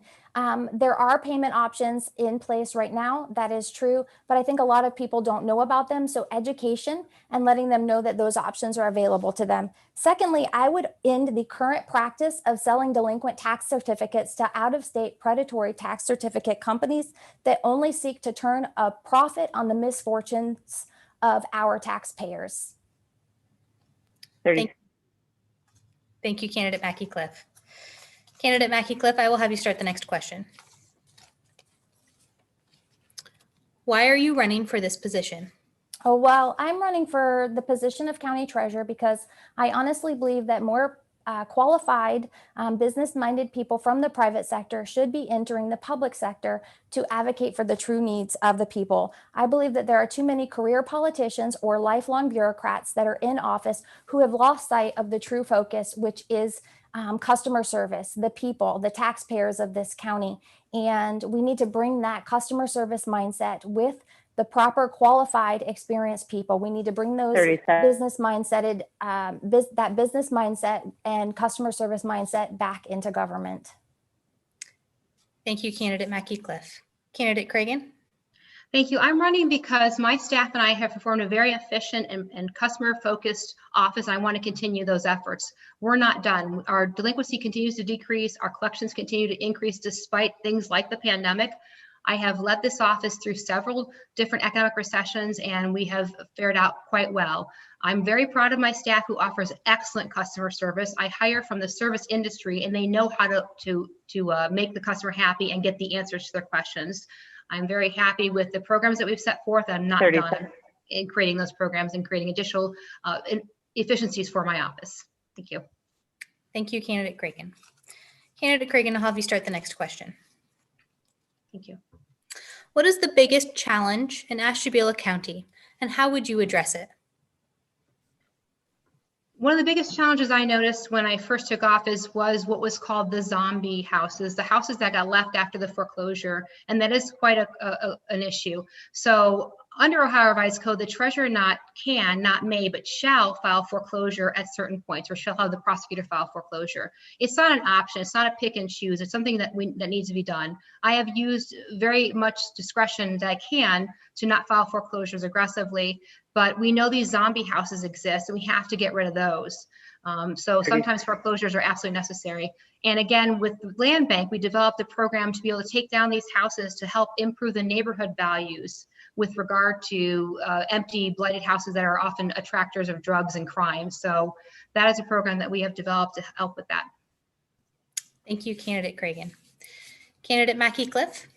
So I agree. The biggest challenge in Ashtabula County that faces the treasurer's office is foreclosed and blighted homes.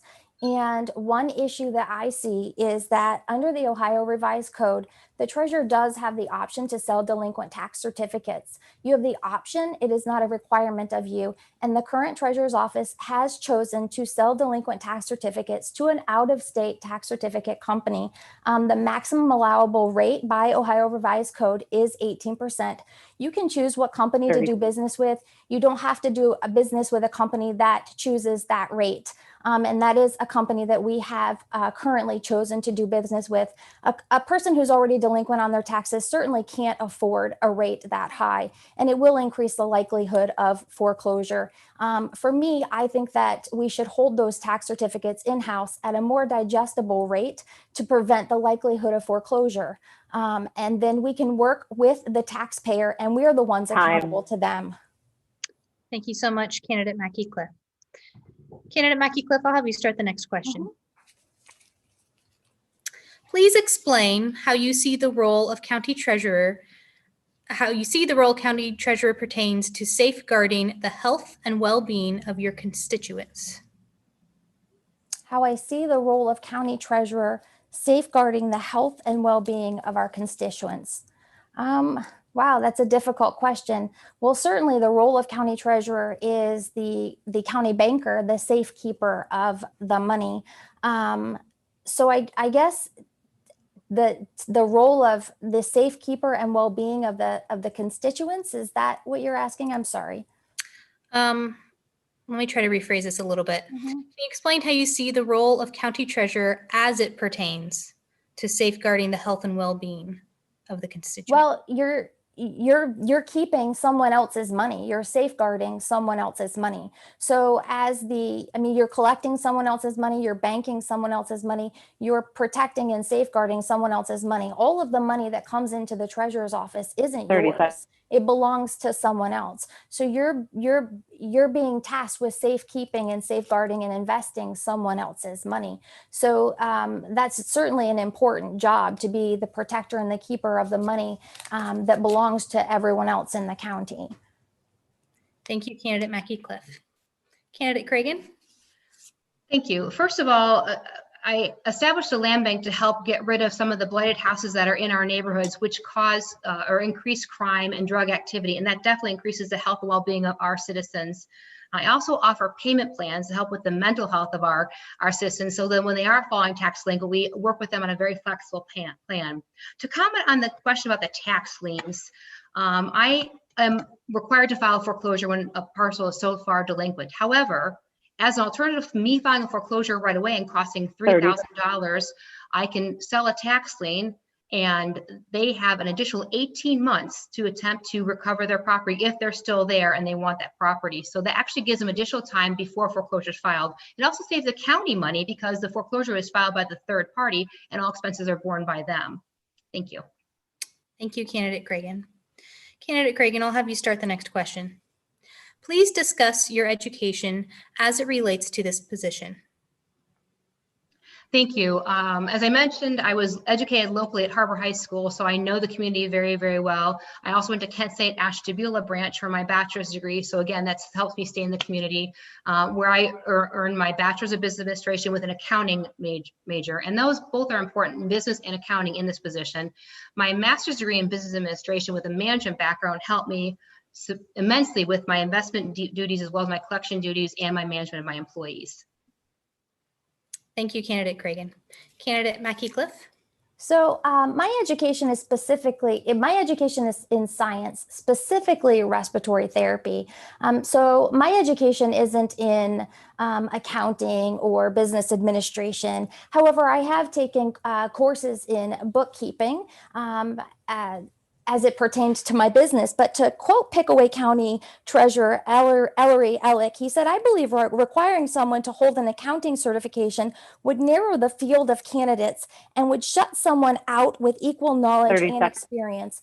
And many other of the county treasurers within the state of Ohio have had multiple other quotes that pertain to that, as most of your county treasurers do not have degrees in accounting, but are actually business owners. Thank you, Candidate Mackey-Cliff. Candidate Mackey-Cliff, I'll have you start the next question. Mhm. Does any county department have a sense of the state of evictions in the county given increased unemployment? I'm sorry, can you repeat that? I sure can. Does any county department have a sense of the state of evictions in the county given increased unemployment? You know what? I really am unsure to the answer of that question in regards to evictions, in regards to the state of unemployment. So all I can say is that going back to the question previously in regards to tax liens, is that when we do sell those tax liens and they result in the foreclosures, they're a short-term cash now to the county that result in long-term devastation because they remove those properties from the tax rolls. Sorry. Thank you, Candidate Mackey-Cliff. Candidate Cragen?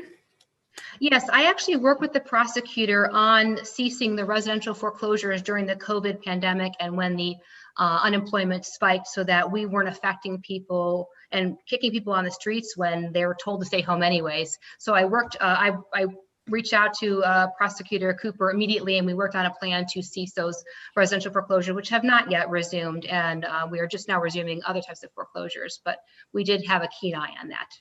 Thank you. Thank you, Candidate Cragen. That is all the questions we have for this race. Thank you so much, candidates, for participating this evening. Thank you both for hosting us. Thank you. That is the final race that we have this evening. Candidates, all thank you so much for your time, your participation tonight, and for your willingness to run for these important positions. Good luck. We would also like to thank our sponsors, the Ashtabula County District Library and the League of Women Voters of Ashtabula County. And we thank you, the audience, for watching, and we encourage you to vote on or by November 3rd. And don't forget to take a friend with you. Thank you all. Have a good evening.